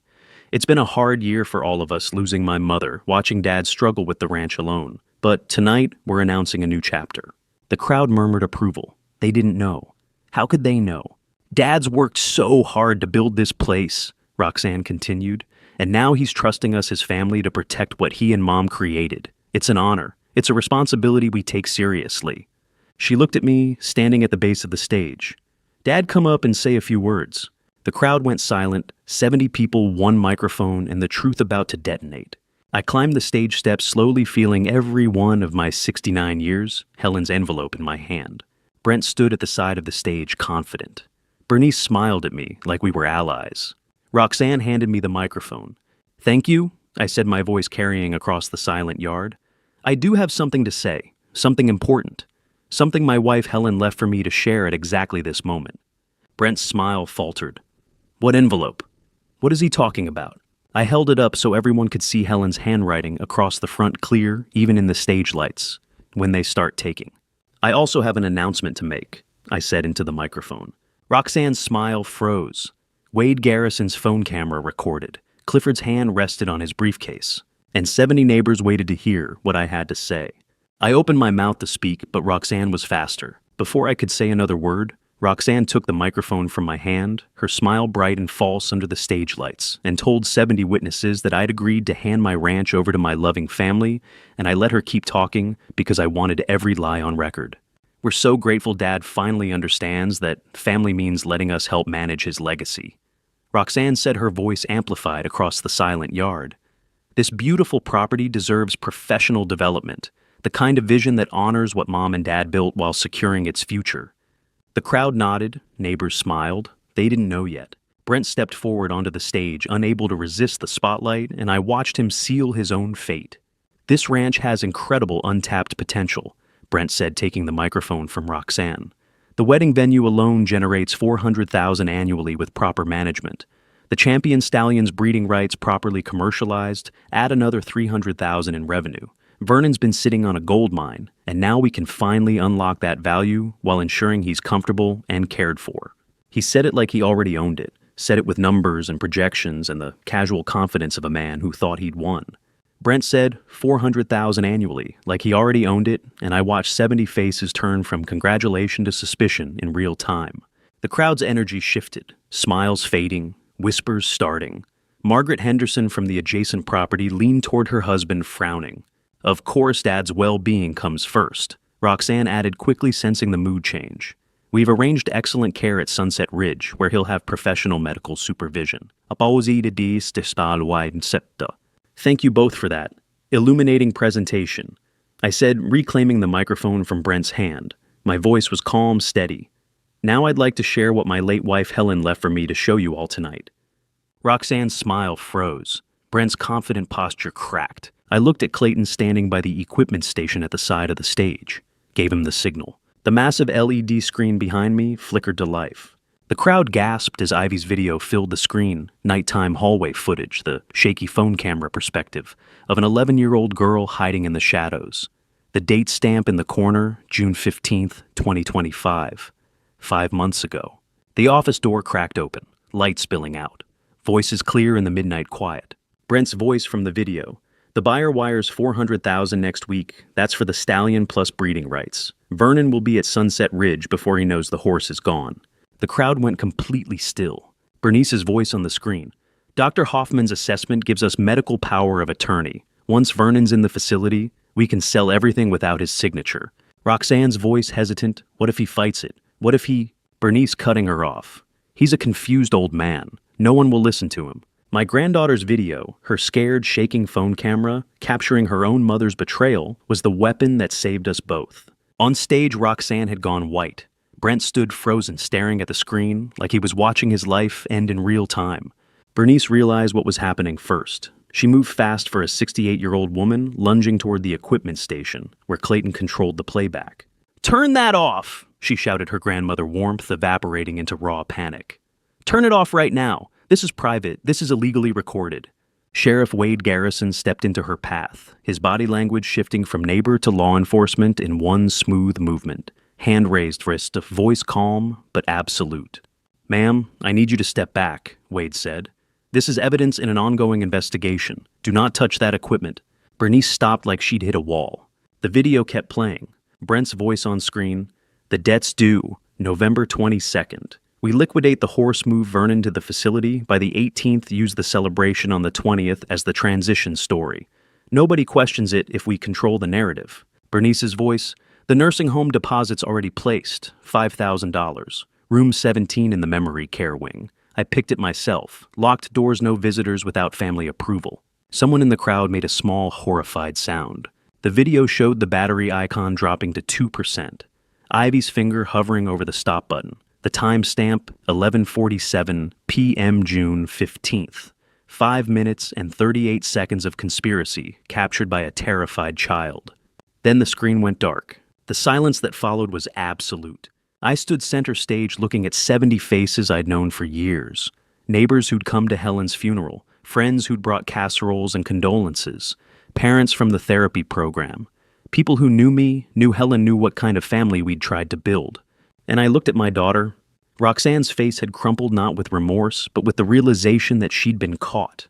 Brent stood beside her, calculating, already thinking about lawyers and defenses. Bernice had backed away from Wade Garrison, but her eyes were on me, and for the first time, I saw genuine fear there. Wade Garrison stood between Bernice and the equipment, his body language pure law enforcement authority. The video had stopped, but the damage was done. The crowd wasn't murmuring anymore. They were staring at my daughter, my son-in-law, and the woman who'd called herself family while planning my imprisonment. And every face showed the same thing discussed. The exposure had only just begun. The crowd was still processing the video, 70 people trying to reconcile the smiling family on stage, with the conspirators captured on screen when Clifford made his move. While the crowd was still processing the video, Clifford Prescott rose from his front row seat, briefcase in hand, and walked toward the stage with the methodical precision of a man who'd spent 40 years destroying liars in court. I stepped aside, giving him the microphone. "My name is Clifford Prescott," he said, his voice clear and professional.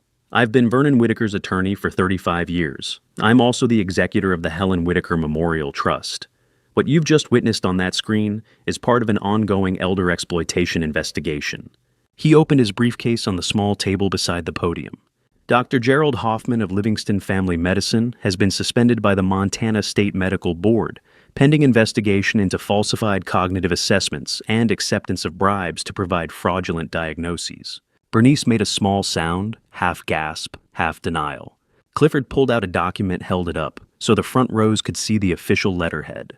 "This is the medical board suspension order, effective November 3, 2025. Dr. Hoffman is prohibited from practicing medicine pending the outcome of their investigation into ethical violations." He set down the document and picked up his phone. "I'm going to play a 30-second audio clip from Vernon's follow-up appointment with Dr. Hoffman in August. Vernon asked simple questions about the dates of his supposed cognitive assessments." Clifford pressed play. Dr. Hoffman's voice came through the speaker, nervous and fumbling. "The assessment was, well, I thought it was November, but the paperwork says December, so I'm not sure which visit we're talking about here." Vernon's voice on the recording, calm. "I only came in once, doctor, in December, with Mrs. Caldwell." Dr. Hoffman: "Yes, right, the December. The records sometimes get entered." Clifford stopped the playback. "The assessments were fabricated," he said. "Vernon never took those cognitive tests. Dr. Hoffman created false medical records at the request of Bernice Caldwell, who paid him for fraudulent documentation. $3,500 in cash, that's what Bernice thought my freedom was worth, and Clifford had every transaction documented. Mrs. Caldwell's cash payments to Dr. Hoffman, totaling $3,500 over 2 months, are documented through subpoenaed bank records." Clifford continued. 3 payments, $1,500 on October 12th, $1,000 on November 2nd, and $1,000 on November 18th. All cash deposits to Dr. Hoffman's personal account within 24 hours of meetings with Mrs. Caldwell. Bernice's face went from red to white. Brent grabbed Roxanne's arm, pulling her closer like they could protect each other. The crowd wasn't murmuring anymore. They were staring in horrified silence. Clifford stepped back from the microphone, nodded to me. I took Helen's envelope, the one she'd sealed 8 months before she died, and carefully opened it. Inside were 3 documents. I pulled out the first of the Conservation Trust Agreement, Helen's signature clear at the bottom, dated February 14th, 2024. "This ranch doesn't belong to me," I said into the microphone. "It belongs to the Helen Whitaker Memorial Conservation Trust, established February 2024, 8 months before my wife died. She knew this day would come." Roxanne's face went slack. "The trust contains specific stipulations." I continued reading from Helen's carefully drafted language. "The property cannot be sold for commercial development. The champion stallion cannot be sold or exploited for commercial breeding profits. The land must be maintained as agricultural conservation space and may be used for nonprofit educational or therapeutic purposes only." I looked up at the crowd, then at my daughter. "And there are forfeiture clauses," I said quietly. "Helen wrote these herself. Let me read them exactly as she wrote them." I held the document up to the light, reading Helen's words.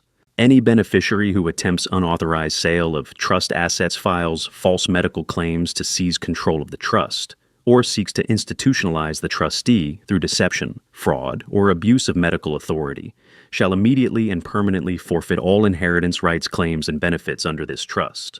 Helen had built a legal fortress so perfect that my family destroyed themselves just by trying to breach it. The silence was absolute. By attempting to sell the stallion's breeding rights, I said, by bribing Dr. Hoffman to create false cognitive assessments, by placing a deposit at Sunset Ridge to force my institutionalization, they triggered every single forfeiture clause. Roxanne's legs buckled. Brent caught her, held her up. "No," Roxanne whispered, but the microphone caught it, amplified it across the yard. "It can't be. We didn't. Mom wouldn't." "She wouldn't cut me out," Roxanne said louder, her voice breaking. "She loved me. She wouldn't." I held up the trust document so the crowd could see Helen's signature, the notary seal. The date February 14th, 2024. Valentine's Day. 8 months before the cancer took her. "She loved you enough to try to save you from yourself," I said. "You just didn't let her." Roxanne stared at me like I'd just pulled the ground out from under her world, which I suppose I had. Her face cycled through emotions too fast to track shock, denial, rage, desperation, and finally, something that looked like the beginning of understanding. Brent was calculating, already thinking about legal challenges, ways to fight the forfeiture. But Clifford had spent 8 months making sure every clause was bulletproof. Bernice stood frozen, her grandmother mask completely shattered, revealing the predator underneath. And 70 witnesses watched it all unfold under the Montana stars. The crowd stood frozen, 70 people processing what they had just witnessed. A family destroyed by their own greed, documented and exposed before their entire community. Wade Garrison moved through the stunned crowd toward Bernice Caldwell, with the slow, deliberate walk of a law enforcement officer who just watched a confession play out on a giant screen in front of 70 witnesses with cameras. Bernice saw him coming. She started backing toward the parking lot, but there was nowhere to go that wasn't filled with neighbors holding phones recording every moment. Wade reached her near the stage exit walkway. "Mrs. Caldwell," he said, his voice calm and official, "I need you to remain available for questioning regarding systematic financial exploitation of elderly individuals. We've received formal complaints from 3 additional families regarding your conduct with their parents." The crowd went completely silent. Bernice's face cycled through emotions: shock, denial, calculation, fear. This is harassment," she said, her voice shaking. "I was helping Vernon. I was trying to protect." "Ma'am, we have documented cash payments to Dr. Hoffman." Wade continued, cutting through her protest. "We have nursing home deposits made without the patient's knowledge or consent. And we have a pattern of similar conduct with other elderly clients over the past 5 years. Please don't leave town while this investigation is active." 3 other families, Bernice had done this before, and I was just the one who finally caught her. Cell phones throughout the crowd were recording. The charming grandmother who'd brought homemade pie and talked about family values was being publicly connected to systematic elder abuse. Her reputation didn't just crack, it evaporated. "I have rights," Bernice stammered. "I have an attorney." "Then I suggest you call them," Wade said. "And again, do not leave Park County while this matter is under investigation." Bernice looked at me, standing on the stage, and for a moment I saw pure hatred in her eyes. Not regret, not shame, just fury that I'd caught her. Then she turned and walked to her car, back straight, trying to salvage some dignity while 70 phones captured her retreat. Brent had disappeared, already slipped away during the trust revelation probably. I'd deal with his debt fraud later. Right now, I was watching my daughter. Roxanne hadn't moved from the stage. She stood frozen, staring at the empty LED screen, at the place where her own conspiracy had played for the world to see. The crowd dispersed slowly, neighbors leaving in shocked clusters, everyone on their phones already spreading the story. An hour later, the ranch was nearly empty. Clayton and Kurt were taking down equipment. Clifford had packed his briefcases. Wade was finishing his official documentation. I was walking to my truck when Roxanne found me in the parking lot. She looked wrecked. Mascara-smeared face blotchy from crying, her expensive coat hanging off her shoulders like she'd forgotten how to wear it. "Dad," she said, her voice breaking, "please, I was scared. I was influenced by Brent and Bernice. I didn't understand what I was doing. I didn't mean for it to go this far." I stopped, looked at her. "I'm your daughter," she said, crying openly now. "Please, I made mistakes, but I'm still your daughter. Please don't cut me out completely." I let the silence stretch. Let her stand there in the cold Montana night, waiting. "If you want any relationship with me or your daughter," I said finally, "here are the terms. They're not negotiable." She nodded desperately. "Public written apology to the community," I said. "Posted in the local paper, distributed to everyone who was here tonight. Acknowledging what you did, owning it completely." Roxanne's face went pale, but she nodded. Legal waiver surrendering all claims to my estate. Signed, notarized, filed with the county. You get nothing when I die except what I choose to leave Ivy. That's 1 year of unpaid work at the Equine Therapy Foundation. I continued. Every Saturday, you'll work with the children who've lost parents. You'll muck stalls and groom horses and help Kurt with training. You'll see what Helen's legacy actually means. Roxanne was shaking. And family counseling, I said. Yumi and Ivy, professional therapist, weekly.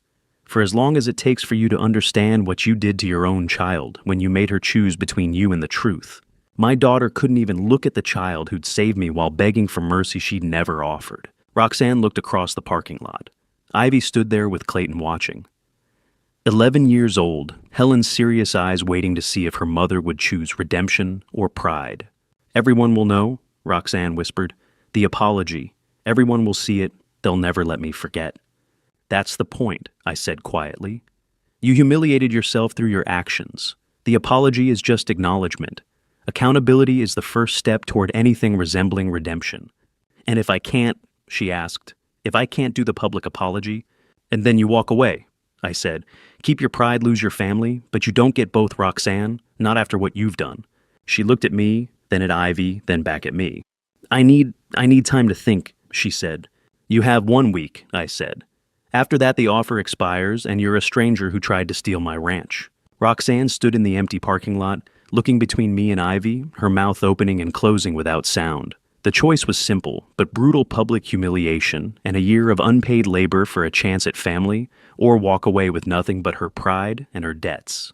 She looked at Ivy one more time. Her daughter's face was Helen's face, steady and waiting. And I saw the exact moment Roxanne realized she'd have to decide whether she wanted to be saved. The sound of silence woke me, not the creaking floorboards or phantom footsteps I'd heard for months.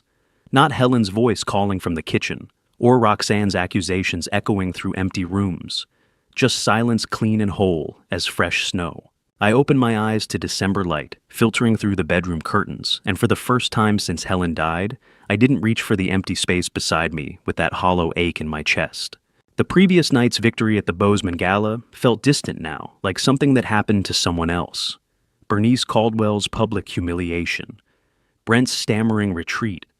The champagne toasts from ranchers who finally believed me. All of it seemed less real than this moment, lying in my own bed, in my own house, on my own land. I dressed slowly, my joints protesting the cold, and made my way to the kitchen. Clayton was already there coffee brewing, looking more relaxed than I'd seen him in weeks. Morning, he said, pouring me a cup.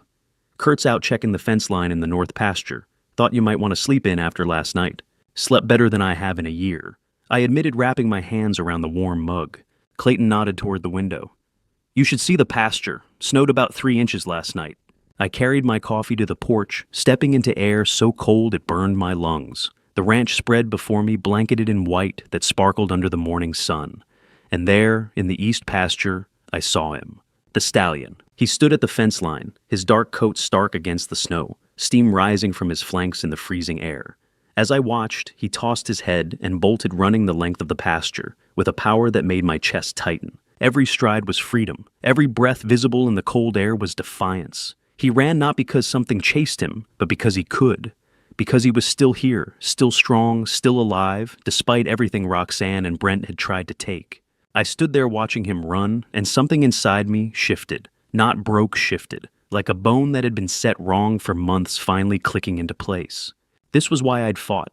Not for the money or the property lines or even the principle of the thing. For this exact moment.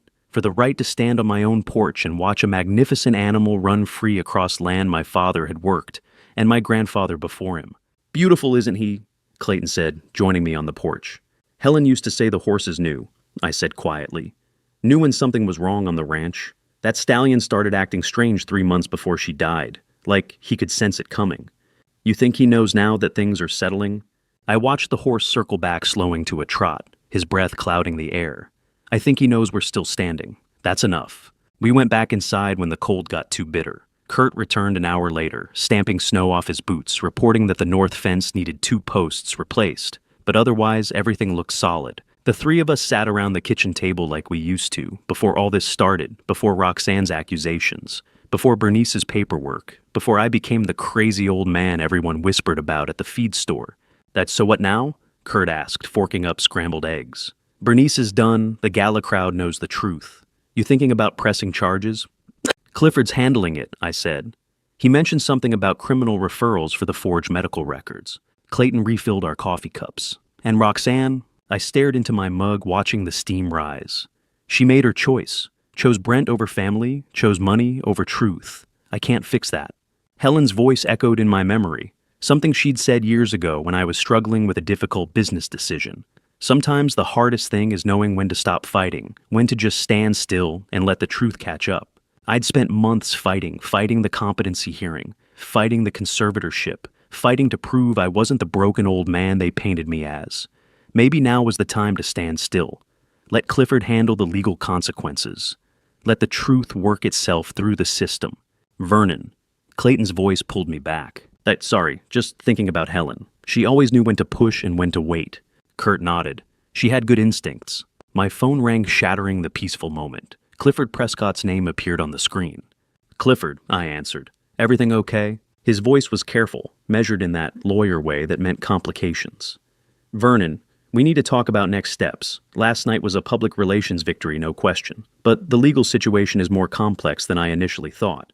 Yep, I felt Clayton and Kurt watching me. What kind of complex? Bernice Caldwell filed a complaint with the state bar this morning, claiming I orchestrated a public ambush that damaged her professional reputation. It's baseless, but it'll require a response. More concerning, Roxanne's lawyer called. They're claiming harassment, that we intentionally humiliated her in public. They're threatening a civil suit. The peaceful morning cracked like ice under weight. They tried to institutionalize me based on lies, and now they're claiming harassment. I know, but they're angry and desperate people do unpredictable things. There's also the matter of Dr. Hoffman. If we pursue charges against him for the false medical records, his lawyer is already making noise about high PAA violations and patient privacy claims. I looked out the window at the stallion still visible in the pasture, standing calm now near the water trough. So we won the battle, I said slowly, but the war's not over. That's one way to put it, Clifford said. I need you to come to my office tomorrow. We need to map out our strategy for the next phase. This could get messy before it gets clean. I hung up and set the phone on the table. Clayton raised his eyebrows in question. The lawyer stuff, I said. Apparently winning in public means fighting harder in private. Outside, the stallion tossed his head and started running again, powerful and free against the white Montana snow. He didn't know about lawyers or lawsuits or the complicated aftermath of victory. He just knew how to keep running. Clifford slid the folder across his desk, and I saw Roxanne's signature twice, 3 times, each one subtly different from the last. 2 days had passed since his warning call about the legal complications. I'd driven to Bozeman that morning, expecting more bad news, more threats from Bernice or Roxanne's lawyers. Instead, Clifford looked grimly satisfied. The signatures don't match Vernon, he said, tapping the documents with his pen. 3 different documents, 3 different versions of Roxanne's hand. Either she's developing tremors or someone else signed her name. I leaned forward, studying the papers. Power of attorney, ranch sale contract, breeding rights transfer. The signatures looked similar enough that I'd never have questioned them, but laid side by side, the differences became obvious. The R slanted differently. The loop in the X varied. The final P sat higher in one version than the others. Darlene, I said quietly. She had access to everything, lived in that house for months while she played the concerned friend. The forensic accountant agrees, Clifford said. The DA's office is very interested. Wire fraud, forgery, elder exploitation. They're building a case that goes beyond your daughter. The word daughter hit harder than it should have. Roxanne hadn't signed these documents because she hadn't needed to. Darlene Hargrove had done it for her, expanding this conspiracy from family greed into something darker. Criminal fraud, federal charges. Brent's been questioned, Clifford continued. He's cooperating, which tells you how scared he is. Claims he had no idea about the forgeries, that Darlene handled all the paperwork. The investigators are looking at Gretchen Hargrove, too. Darlene's daughter was involved in the financial transfers. I stared at the signatures, these ghosts of my daughter's handwriting. What happens now? The state prosecutes. You're the victim, but it's out of your hands. Wire fraud is federal. Once they're involved, it moves on its own momentum. I thanked Clifford and drove home through December, cold, the mountains sharp against a pale sky. My phone rang halfway back to the ranch. Unknown number. I almost didn't answer. Mr. Whitaker. The voice was shaky, desperate. This is Dr. Philip Ashford. Please don't hang up. Dr. Philip Ashford, 62, thin-faced, the neurologist who'd examined me last spring and declared me mentally incompetent. The man whose signature had nearly cost me everything. Give me one reason not to, I said. My medical license has been suspended. He said, the words tumbling out. Pending ethics investigation. My practice, my reputation. Everything's collapsing. Mr. Whitaker, please, I made a mistake. I pulled onto the shoulder, gripping the phone. You sold your conscience, doctor. You declared a healthy man unfit to rob him of his freedom. I know, his voice cracked. But you need to understand I was pressured. The money, the threats, I wasn't thinking clearly. What money? Silence stretched between us, broken only by his ragged breathing. It was Darlene Hargrove, he finally said. She paid me $15,000. I have the bank records, I'll give you everything. Wire transfers, emails, the whole arrangement. I'll testify. Just please tell the medical board I'm cooperating. $15,000, the price of a man's freedom, paid in cash to a doctor, with a boat payment and a guilty conscience. I sat there on the side of the highway, watching snow blow across the asphalt, and felt something cold settle in my chest. Not anger, not even surprise. Just the weight of knowing exactly how cheaply I'd been valued. It's send everything to Clifford Prescott, I said. Whether it helps you is between you and the medical board. I hung up before he could beg again. The ranch felt different when I got home. Quieter. Clayton and Kurt were out checking cattle, the house empty except for the ticking of Helen's grandmother clock in the hall. I walked to the barn, needing the solid warmth of horses and hay, and things that didn't lie. That's where I found Ivy. My granddaughter sat on a hay bale in the corner stall, 11 years old, with Helen's dark eyes and Roxanne's stubborn chin. She didn't look up when I entered, just kept running her fingers through the straw. And thought you might be here, I said, settling onto the bale beside her. She shrugged, still not meeting my eyes. None of this is your fault, Ivy, I said quietly. You were brave and honest when the adults around you weren't. I told the truth about what I heard, she whispered. Now Mom won't talk to me. Dad says she's too upset, that I betrayed the family. The mare in the next stall shifted her breath, steaming in the cold barn air. You didn't betray anyone, I said firmly. You told the truth. That's never wrong even when it's hard. What do you tell an 11-year-old whose world just shattered, that adults lie, that family betrays, that love and cruelty can wear the same face? I wanted to give her easy answers, to promise everything would be fine. But Helen had taught me better than that. I don't understand why Mom wanted to hurt you, Ivy said, her voice breaking. You never hurt us. You gave us this place, let us visit whenever we wanted. Why wasn't that enough?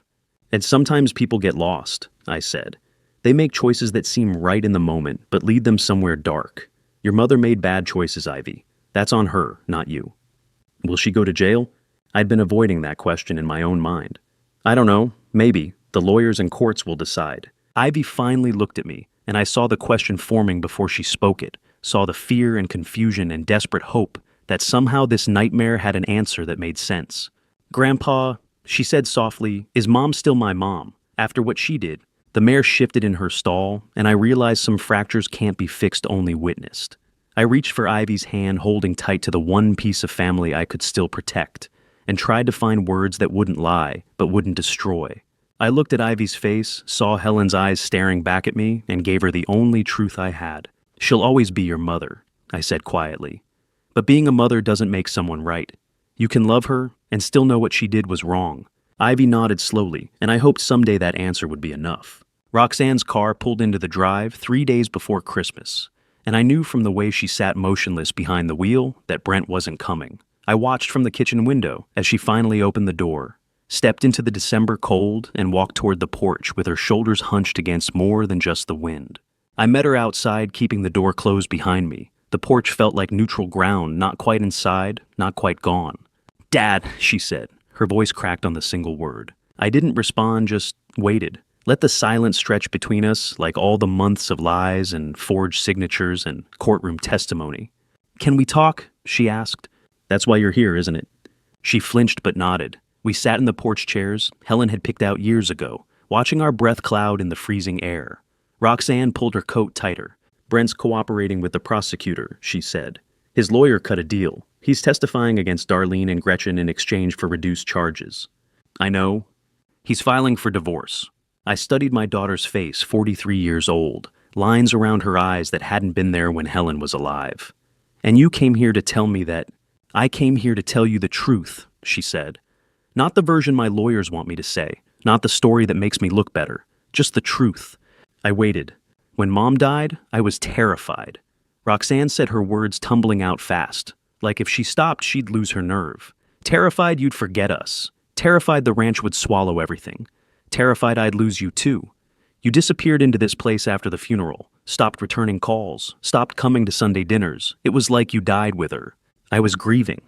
I know, but I didn't understand that then. I just saw you pulling away, saw this ranch worth millions, and Brent kept saying we needed to protect our future.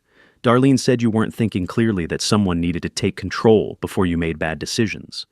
The pattern was clear now. Fear twisted into greed, grief weaponized into conspiracy.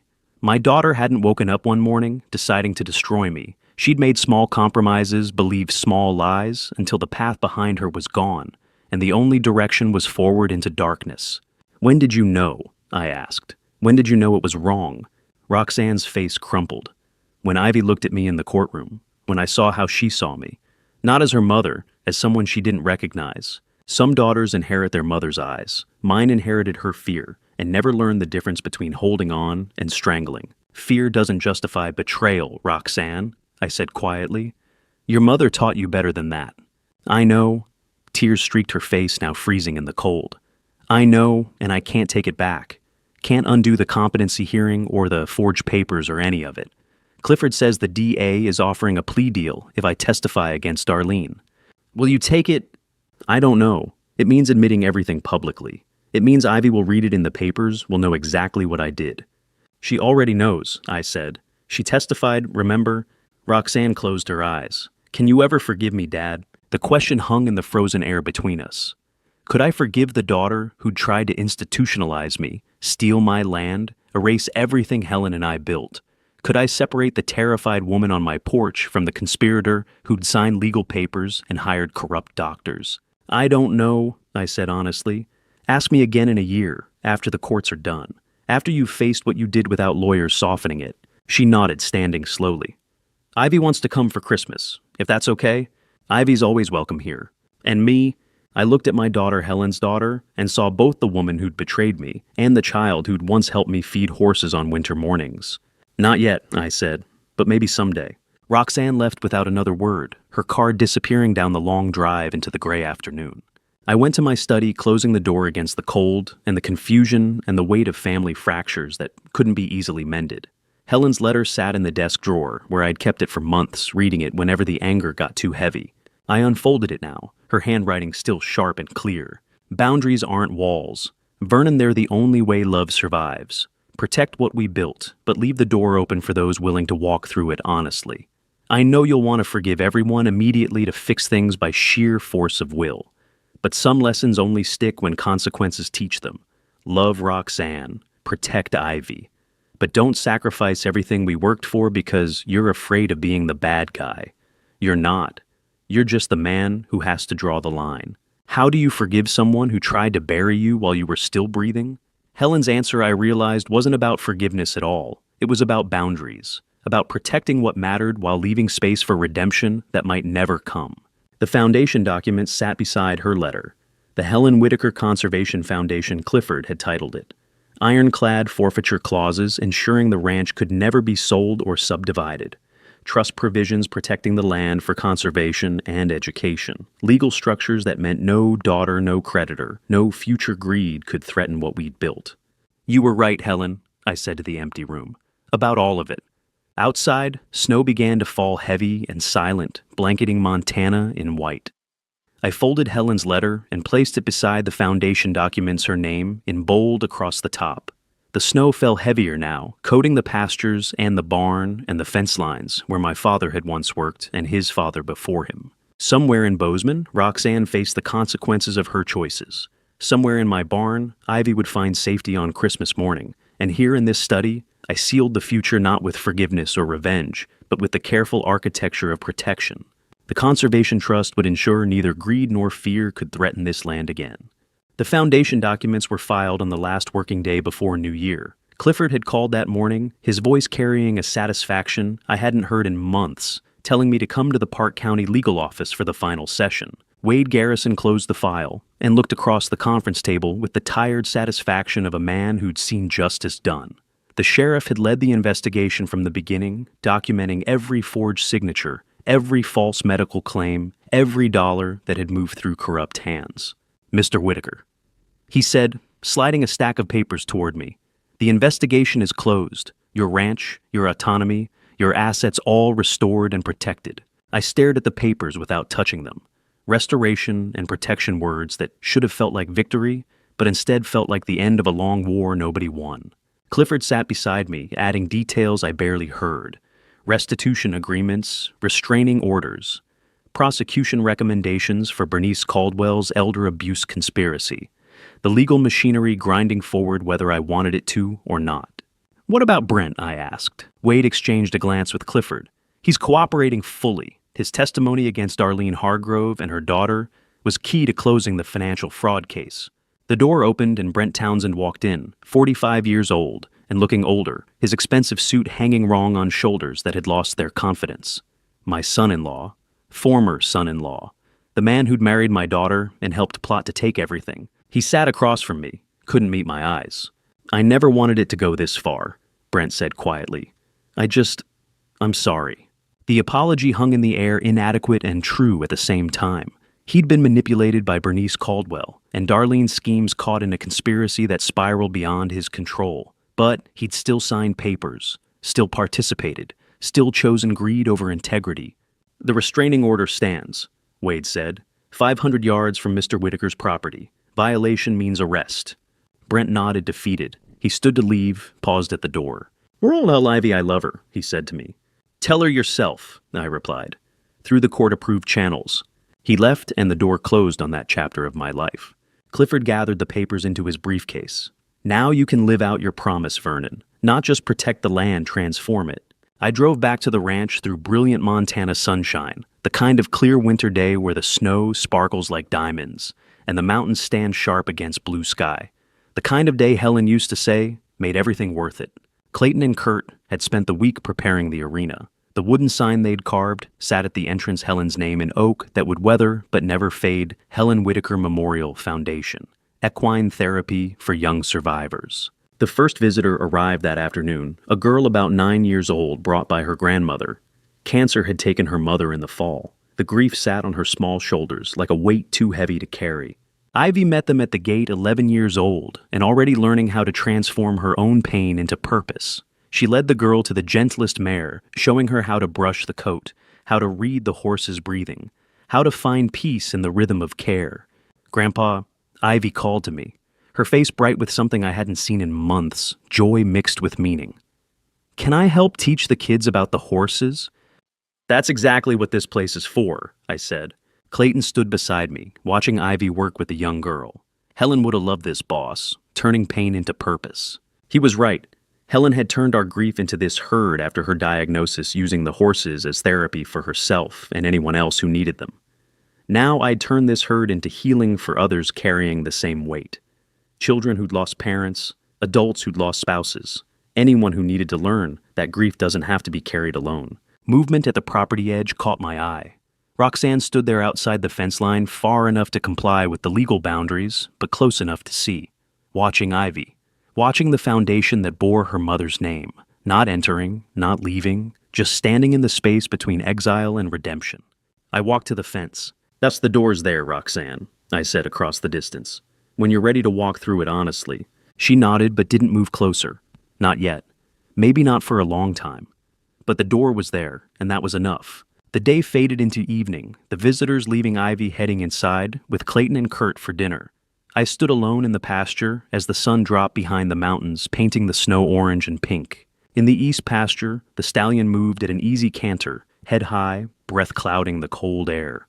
18 months ago, Brent had tried to sell him to Dubai. Tonight he ran free on land that would never be touched.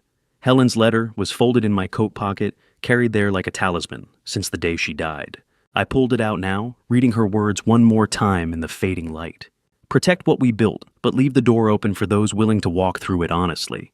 You fight to save something, and in saving it, you discover what it was always meant to become. This ranch wasn't just land or legacy or assets to protect.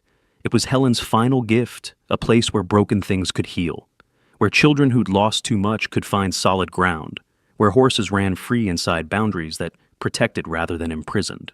The stallion circled back, tossing his head, his hoofbeats steady on the frozen ground.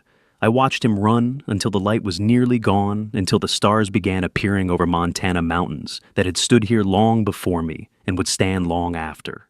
I kept our peace, my love. I said to the empty air, to Helen, to the wind that carried my words into the night. The stallion's hoofbeats faded into silence. I folded Helen's letter one last time and looked back at the foundation sign, her name carved in oak, permanent as the mountains. The ranch she'd loved, the herd she'd built, the legacy she'd trusted me to protect, all transformed into something greater than property or pride. The Montana snow began falling again, soft and endless, covering everything in white. I stood there in the silence, 69 years old, and finally at peace, watching the land we'd fought for become the healing we'd always needed. And to you listening to my story, remember this. The land you protect matters less than the principles you stand on. Looking back, I made mistakes. I should have seen the warning signs earlier, Roxanne's fear after Helen died, the desperate way she clung to control. Maybe if I'd listened better, talked more openly about grief and the future, things wouldn't have spiraled so far. But I learned that protecting what you love sometimes means drawing hard lines, even when it breaks your heart. This family story taught me that boundaries aren't walls. They're the framework that lets love survive. When someone tries to take what's yours through lies and manipulation, standing firm isn't cruelty. It's respect. Respect for the truth, for the people who came before you, for the legacy you're meant to protect. I believe God put me through this trial to show me the difference between enabling and loving, between keeping peace and keeping integrity. Every family story has its battles. The question is whether you'll fight for what's right or surrender to what's easy. If this family story resonated with you, I'd love to hear your thoughts in the comments below.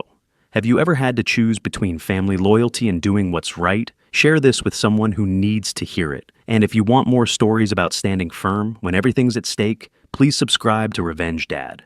Your support means everything. Thank you for staying until the very end. I appreciate you being here with me. One final note, while the heart of this story is true, some details have been adjusted for privacy and storytelling. What matters is the lesson we can all take from it.